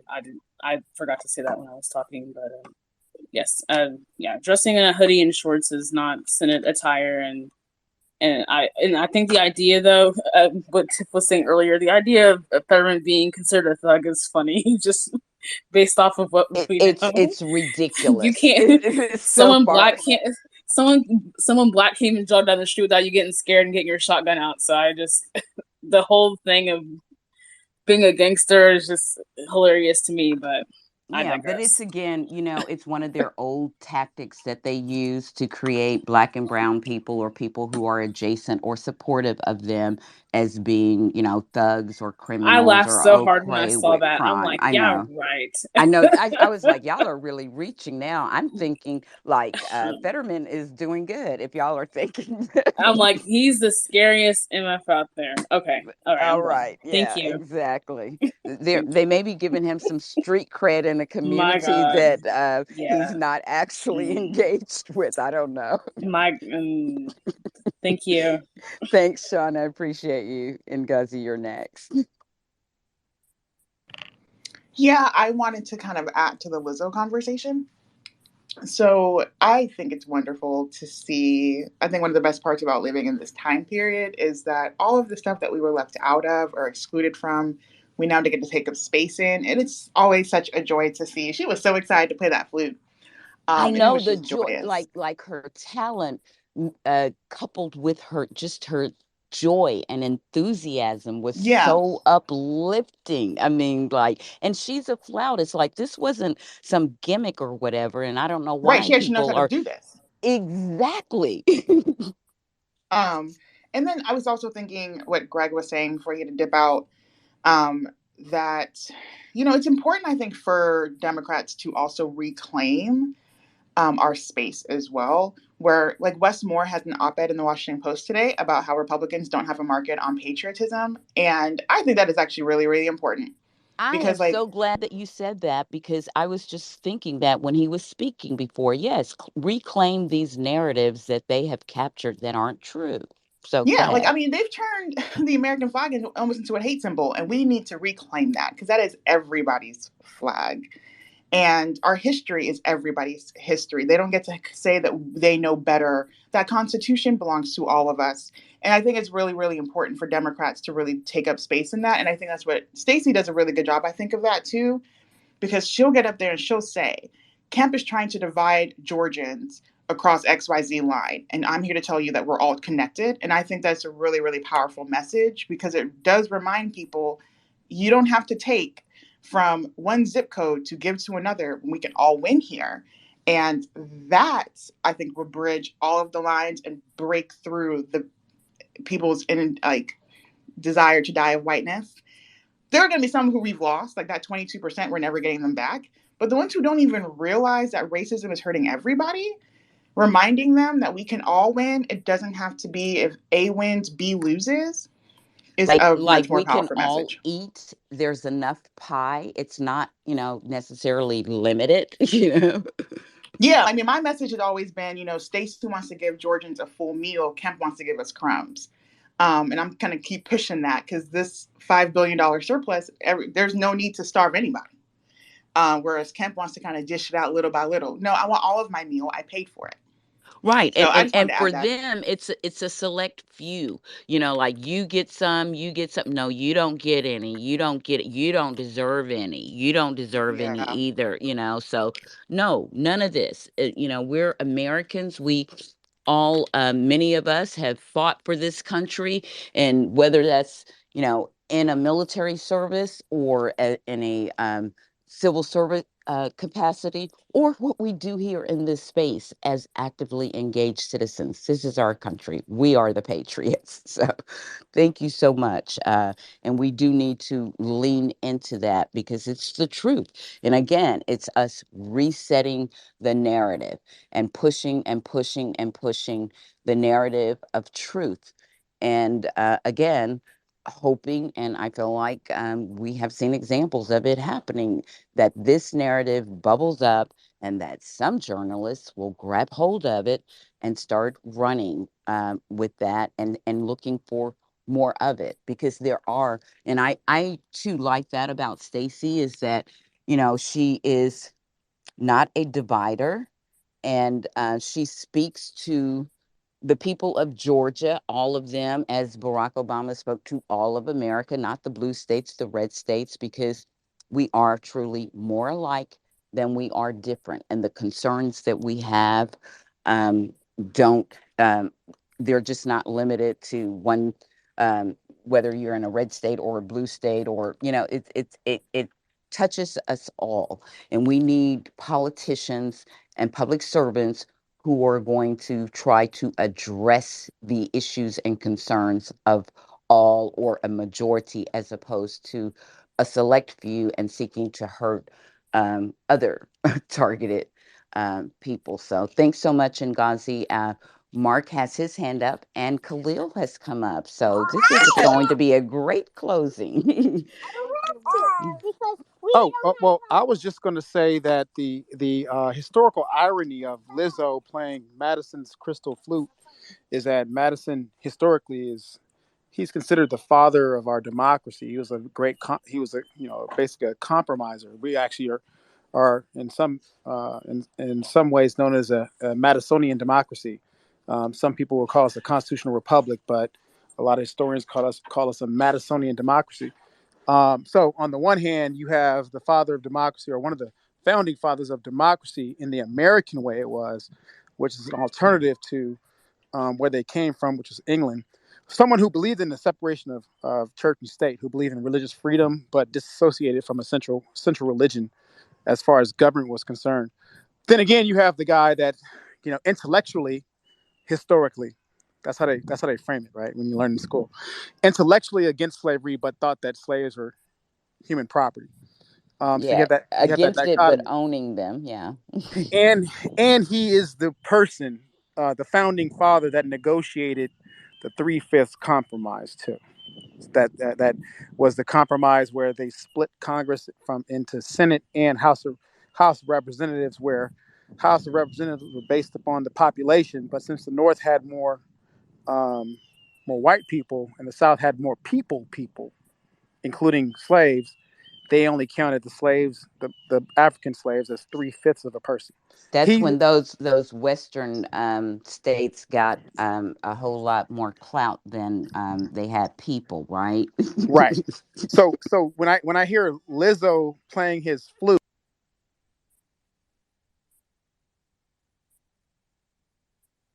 Hey, Mark, check your mic.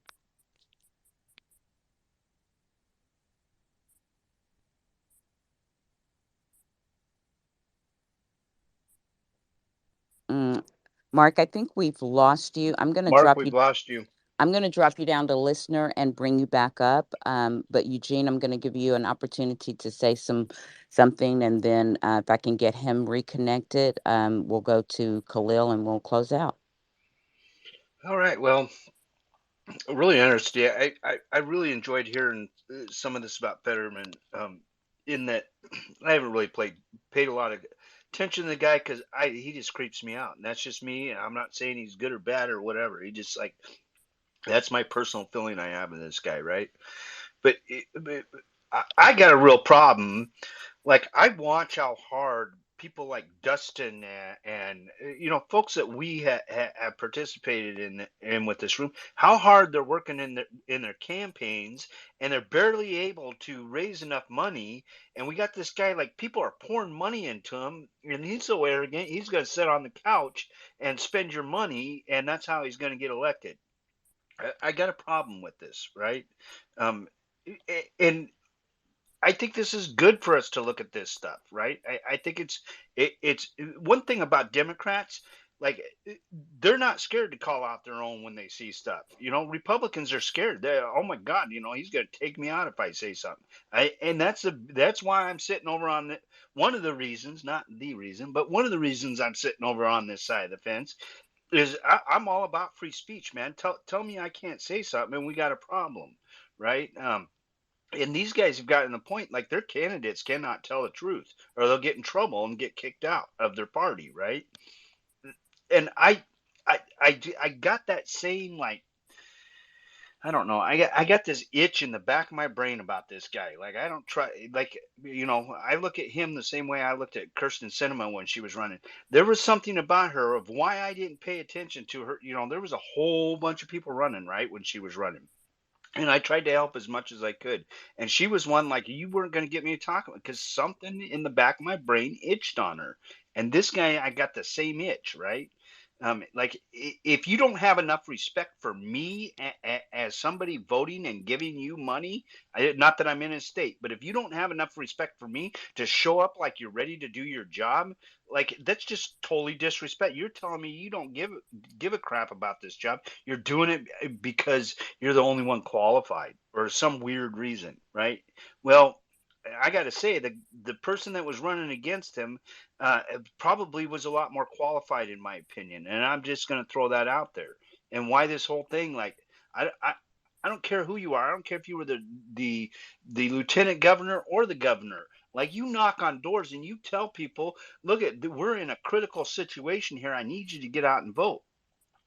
Otherwise, like, you're just on television or you're going to, like, when I heard that he's just doing rallies, I'm like, oh my God, we got a mini Trump on our hands here. That's the only thing I think about when you tell me it's just rallies, right? And maybe rallies work and maybe that's a good thing, but I sure don't want any populists like getting up into office. Like, I just, because it's always a regretful thing. He won the opportunity of the moment in populism, but it was based nothing on, what you're going to do for the people. So I think it's good that we look at some of these candidates, and that's not to say that I don't want John Fetterman to win, because we need that seat, right? And hopefully he plays ball. But man, he's got an itch in the back of my brain, and I appreciate everybody like educating me, right? I got a real education today. Mark, I don't know if you were able to come back up, but I just want to say, man, I really enjoy your insights and your ability to break down these legal issues. Like, there's probably a lot I know what you're talking about, right? But the way that you break it down gets my little brain like kicking in gears and directions that I might not have. And it's the way you're explaining it, right? Like, all of a sudden I'm like, well, what about this case? I'm running back to case law, right? And like, for me, I'm old. It's really hard to get me to do that, right? So I just want to say thank you for doing that. And thank you, everybody that's participated in this room today. Every single one of you, like, your knowledge from your piece of America is invaluable when you start mixing it into this brew that we're, you know, um, mixing together. All of a sudden, like some of those colors and tastes are starting to congeal, and oh my gosh, this is what we need to do. And that's hard to get to when when it's constantly defending against attacks. And I wish Democrats would learn this a little bit better. If you're always on the defensive, you're always on the defensive, and I wish they would get a little bit better of going on the offensive. And I see some progress forward in that, because I think the last election, there were so many Democrats crying out about this, that I think that we are seeing some of that. But you know, it, it's also a party of ethics and morals. And like Republicans can scream that they're the party of ethics and morals and patriots, and back the police. We got evidence that this is an absolute lie and BS. Right? It's the evidence is out there now. Like, they can't hide behind these words anymore. You are what you do, right? And everything that they have done is like, that's not patriotism. I've said this in this room. My one wonder and pride in this community that I've got.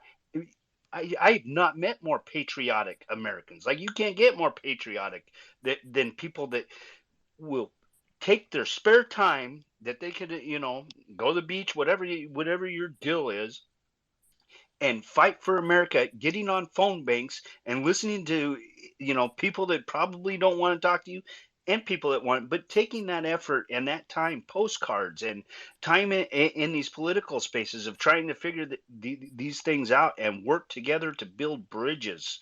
Right. I feel like, for me and Dee, I'm out of indigenous America. She's from Black America. These bridges need to get built in America. Right. We've got to start talking to each other and working with each other as a people, as Americans. And one thing the Republicans have been very good is separating us out into these categories, right?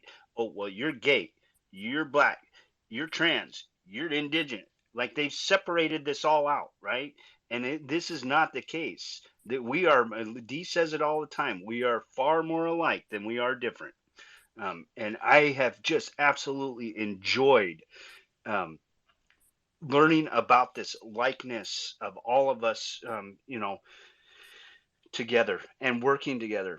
And I hope that, this continues on, and that, we as a nation can start coming together instead of pointing fingers across aisles at each other. But I got to tell you, it's not gonna end with that finger pointing across that aisle when you're just standing there telling me lies and trying to do things to hurt everybody around me. Like, I gotta like defend against that. But at the same time, I'm not a real defender. It's why I never liked the resist thing. I don't resist, I attack. And that's all I got. Thank you. All right. Well, thank you so much. We did get Mark back up, so want to hear from him, and then Khalil. And I want to thank you guys for being here, and I'll close this out. So, Mark, you have the floor. Oh, I had finished, but I ran out of batteries and I had to close. Well, So what was that last thing, Lizzo? That's the part we missed. Your well, you missed the whole James Madison thing. Oh, no, no, no. Oh, so okay. No, we Yeah. heard Oh, that okay. part. Yeah. I was just saying, there's like a historical irony with regard to Lizzo that added to the fact that she, was up there playing the flute and Mhm. owning her own self and represented the respect for and admiration for one's own body and the privacy. But then, I mean, I just there's a lot of like things there's a lot of stuff to unravel about that, about Lizzo. I really like Lizzo. I like how she presents herself. I like what she stands for. I think it means a lot for our democracy. But the fact that it was James Madison's crystal flute that drives all these people crazy, and you can actually predict who they are. You know who they are because of the history of James Madison and what he stood for. Even though he was a compromiser, he wasn't an adversary to interests that concern us, right? Right. So in that regard, from a historical perspective, even though he's a father of democracy, he kind of represents the two-ness that W.B. Du Bois was talking about, like that two-ness of the Black American, the one the American, Mhm. the other the Black American, forever at concert with each other, competing with each other, because we believe in this democracy, because it's democracy that has us free, not sets us free, has us free. So we have to fight for it. But at the same time, we celebrate these people who, although they presented democracy, they didn't think about us within that framework. So that's what that kind of meant to me from a historical perspective. And she was playing his flute, so it was kind of funny, like from It a time. was very exactly. It's just kind of like a way of kind of recapturing um, history and resetting that narrative again, like just reclaiming it for ourselves. So thank you so much. I appreciate it. And so thankful for all of the contributions you added to our conversation today. And we will now hear from Khalil. So glad you were able to join us today and looking forward to hanging out with you in the space tonight, world music. So, what's your knowledge like in that arena? It's kind of stuck in the '70s because I'm at that. Well, first of all, let me say hello to everyone. I apologize. I was raised better than that. Let me say hello and thank you guys for being here and being this steady, um, always there place for us. Monday through Friday to just come and rest. Our thoughts, just listen or share our thoughts with us. So I really, again, I say that to you and Eugene on behalf of everybody, because I'm sure they all feel the same way I do about having you all here. And I'll just say about this evening is that I was coming around during the Pan African movement, so there was a lot of Afro Caribbean beats in my life. In fact, as some of you know, I danced Afro Caribbean and jazz, not because it was something I was, it ain't like in my day that was what young women did, but a very very pretty young woman who I fell in love with. They needed guys for this dance troupe, and they convinced me and a couple other guys to join this dance group. And all we were supposed to be doing was being the muscle, carrying the girls around in the air and all that kind of stuff. Well, let me tell you what happened. I played basketball and ran track, and those are some grueling workouts. But let me tell you something. I danced for this lady named Pearl Primus, Professor Pearl Primus. Her husband was Percival Boyd. He died. Pearl Primus is, I think, the only person to ever get a PhD in anthropology and dance. Well known. She's part of the Harlem Renaissance. I had no idea that she was who she was. Um, um, and I was only chasing my girlfriend. And so I entered this whole new world, a world that, not a lot of guys with my background would have, been in. And I learned so much about the world being with her. Not to mention sitting at her knee as she told stories about the Renaissance harmony. This is a woman that hung out with everybody from Langston Hughes to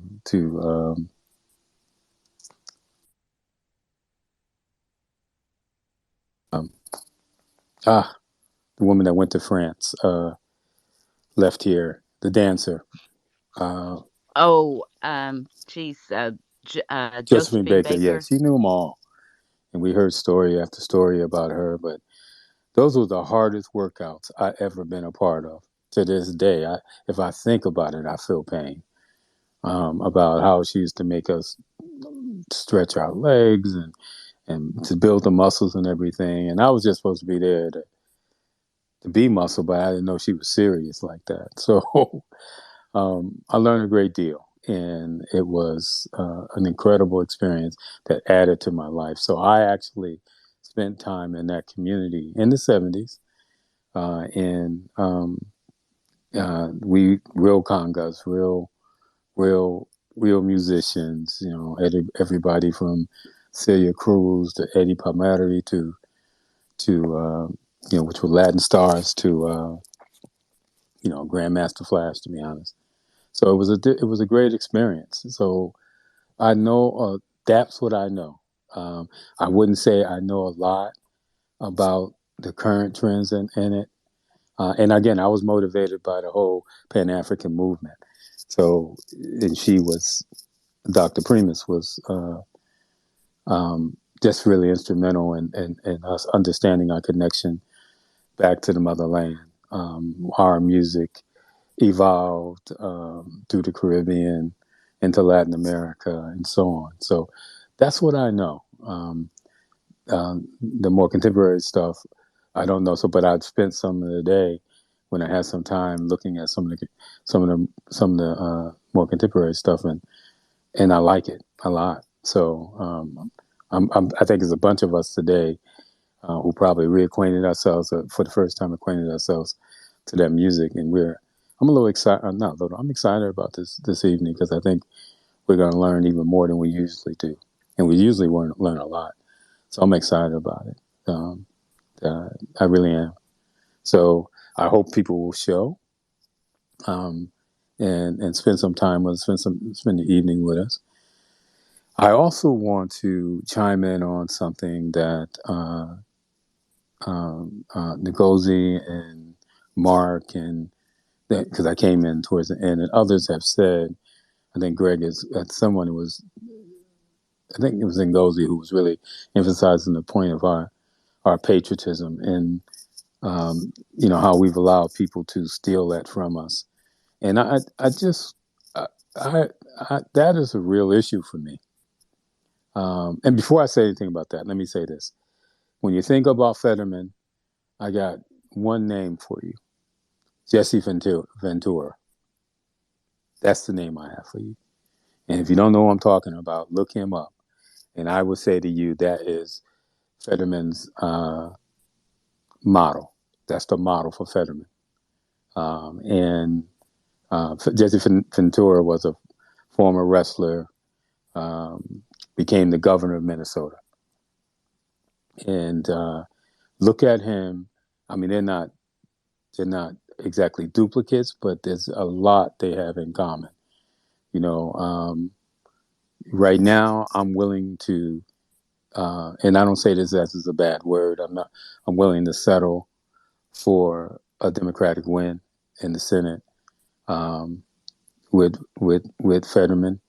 Like most people here, I'm not excited about it, but I don't think it's a bad thing. It's not the first time that we've settled, and I think the results of us settling when we weigh it, we've come out on top. It may take us a little while and all of that, and we may not have the patience that this requires, but that's the best thing about this time in our history, because I think that we're now participating in a way that just a few years ago we weren't. And I think whoever is in that office, who's ever in any office, I think right now are going to be held more accountable than they have in a very, very long time. And I think that's to the fact that these folks know that we're not going to be just sitting around and waiting for them to do what's right. We're going to insist that they do so. And that's what we've seen over the last 3 years. The BLM movement, the movement to address police violence, the movement to address voting rights. Those things didn't just happen. They came as a result of some hard work that people in the street, as well as those who work on our behalf in Congress. Again, we have the largest Black representation in Congress in our history. The head of the Democratic Party is a Black man. The third and fourth most powerful people in Congress are 2 Black men. And the second most powerful person in this country is a Black woman. That's progress. Simple. And the last thing I want to say is, getting back to the whole thing about patriotism, I just ask us to remember there is nobody no people in this country more patriotic than black people. Nobody. Nobody believes in the ideals like black people do. And if you just need to look at our history to see that. The men who wrote this, the white men who wrote this said, we the people of the United States, in order to form a more perfect union, establish justice, ensure domestic tranquility, provide for the common defense, promote the general welfare, and secure the blessings of a liberty to ourselves and our posterity, do ordain and establish this Constitution for the United States of America. They weren't thinking about us. That's for sure. That's recorded. But we will not be ignored. We've changed that. We've addressed that. And while, again, we might not be where we should be, but we ain't where we were. And moving forward, we have to recognize that progress needs to have a reference. So as I listen to all the things that are going on in our society right now, in our government, even in our world, my reference is always going to be built upon the way I began my life as a segregation baby and a riot child. That's going to be two of the elements that's going to help me shape the world as I see it. That's why I'm so so appreciative and understanding of people who grew up behind me after I did, who grew up, who are Generation X and millennials and all, because again, they grew up in a different time. So in order for me to appreciate them, I need to understand what the elements of their lives were. What were the things pressing when they came into the world, when they began to understand the world. And that's where I am. I think that when you think about this country and how patriotic people are, we set the standard. People like John Lewis, Constance Mobley, Thurgood Marshall, those people set the standard. Think about it. John Lewis had to believe that despite all that he was going through, all that he watched his parents go through, his grandparents go through in Troy, Alabama, I believe, all that, he still had to believe that at the end of the day, those ideals, enumerated in that Constitution, will meet the challenge. And that's why he walked across it, Edwin Pettus Bridge. Sure, he was scared, but he did that because he had to believe in that, and he did. Thurgood Marshall, when he stood before the Supreme Court 32 times, won 29.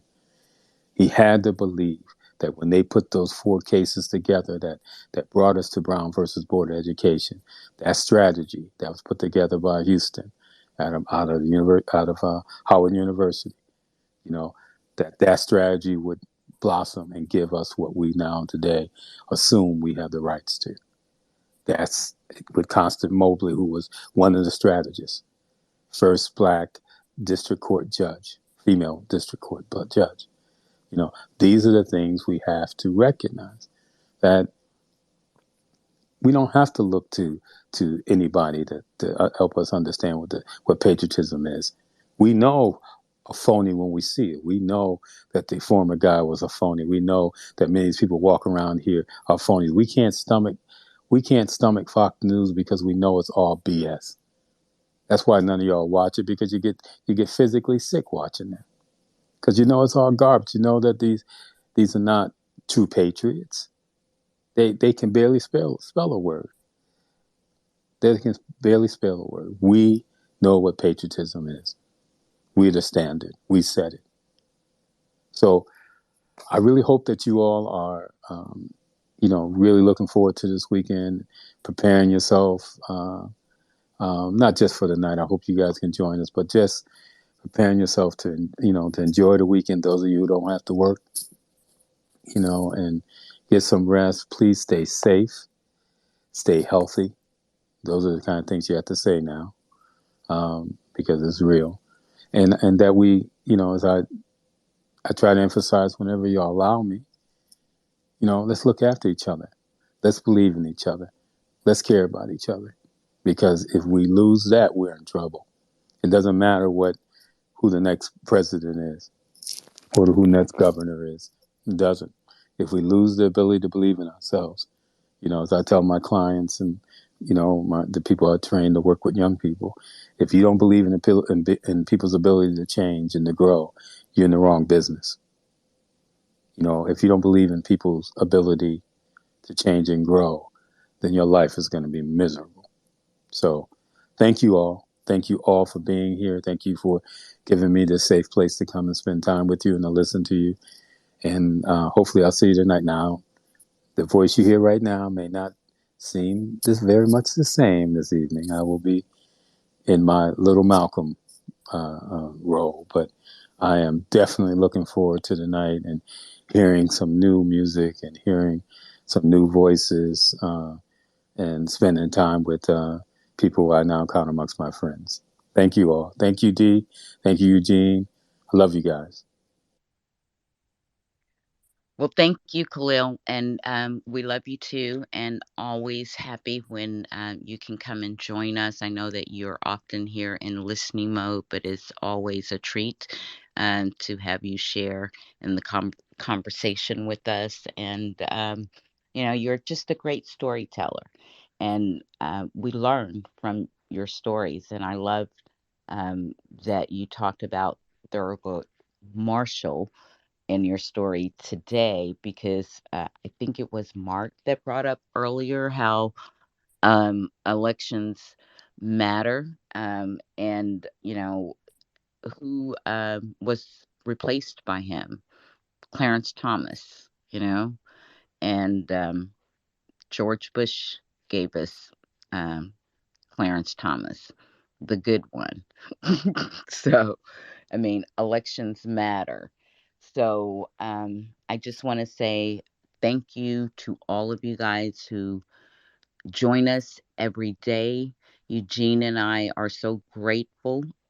We're here because you guys are here every day. Every day is different, but it is definitely informative and inspiring. I want to give a shout out and a thanks to all of the folks who are actively working and campaigning, supporting campaigns through text banking, phone banking, postcards. Thank you for doing that work. And we just want to keep amplifying these candidates that we know we need to put in place to save our democracy. Thank you for all of your efforts, and hope to see you over in the music space tonight. Not sure if Miss Danny is going to hold her Fourth Estate space this Sunday or not, but if she does, we're going to amplify that and we're going to support her. And we're going to keep sending up our prayers for her, Donna, Carol, Miss Phyllis. I know and forget Carmen. Well, all of those who are in Florida and part of our community that are dealing with the effects of Hurricane Ivan. And we still have some people who are being affected and will be affected. So we're just going to continue to uplift them and again give thanks to the fact that we have an administration that is compassionate and understanding and will address the needs of the citizens who are affected. So again, I'm going to leave you with these words of the late great Representative John Lewis, and Khalil talked about him. The work he did mattered. Um, he coined the phrase good trouble. I love it. And he is someone who I think most of us in this space could experience in our lifetime. And I feel like it's up to us to continue to carry the torch and to do the work that our ancestors, which he is now one of, um, has plowed the way for us. And so we can continue to build on this imperfect democracy.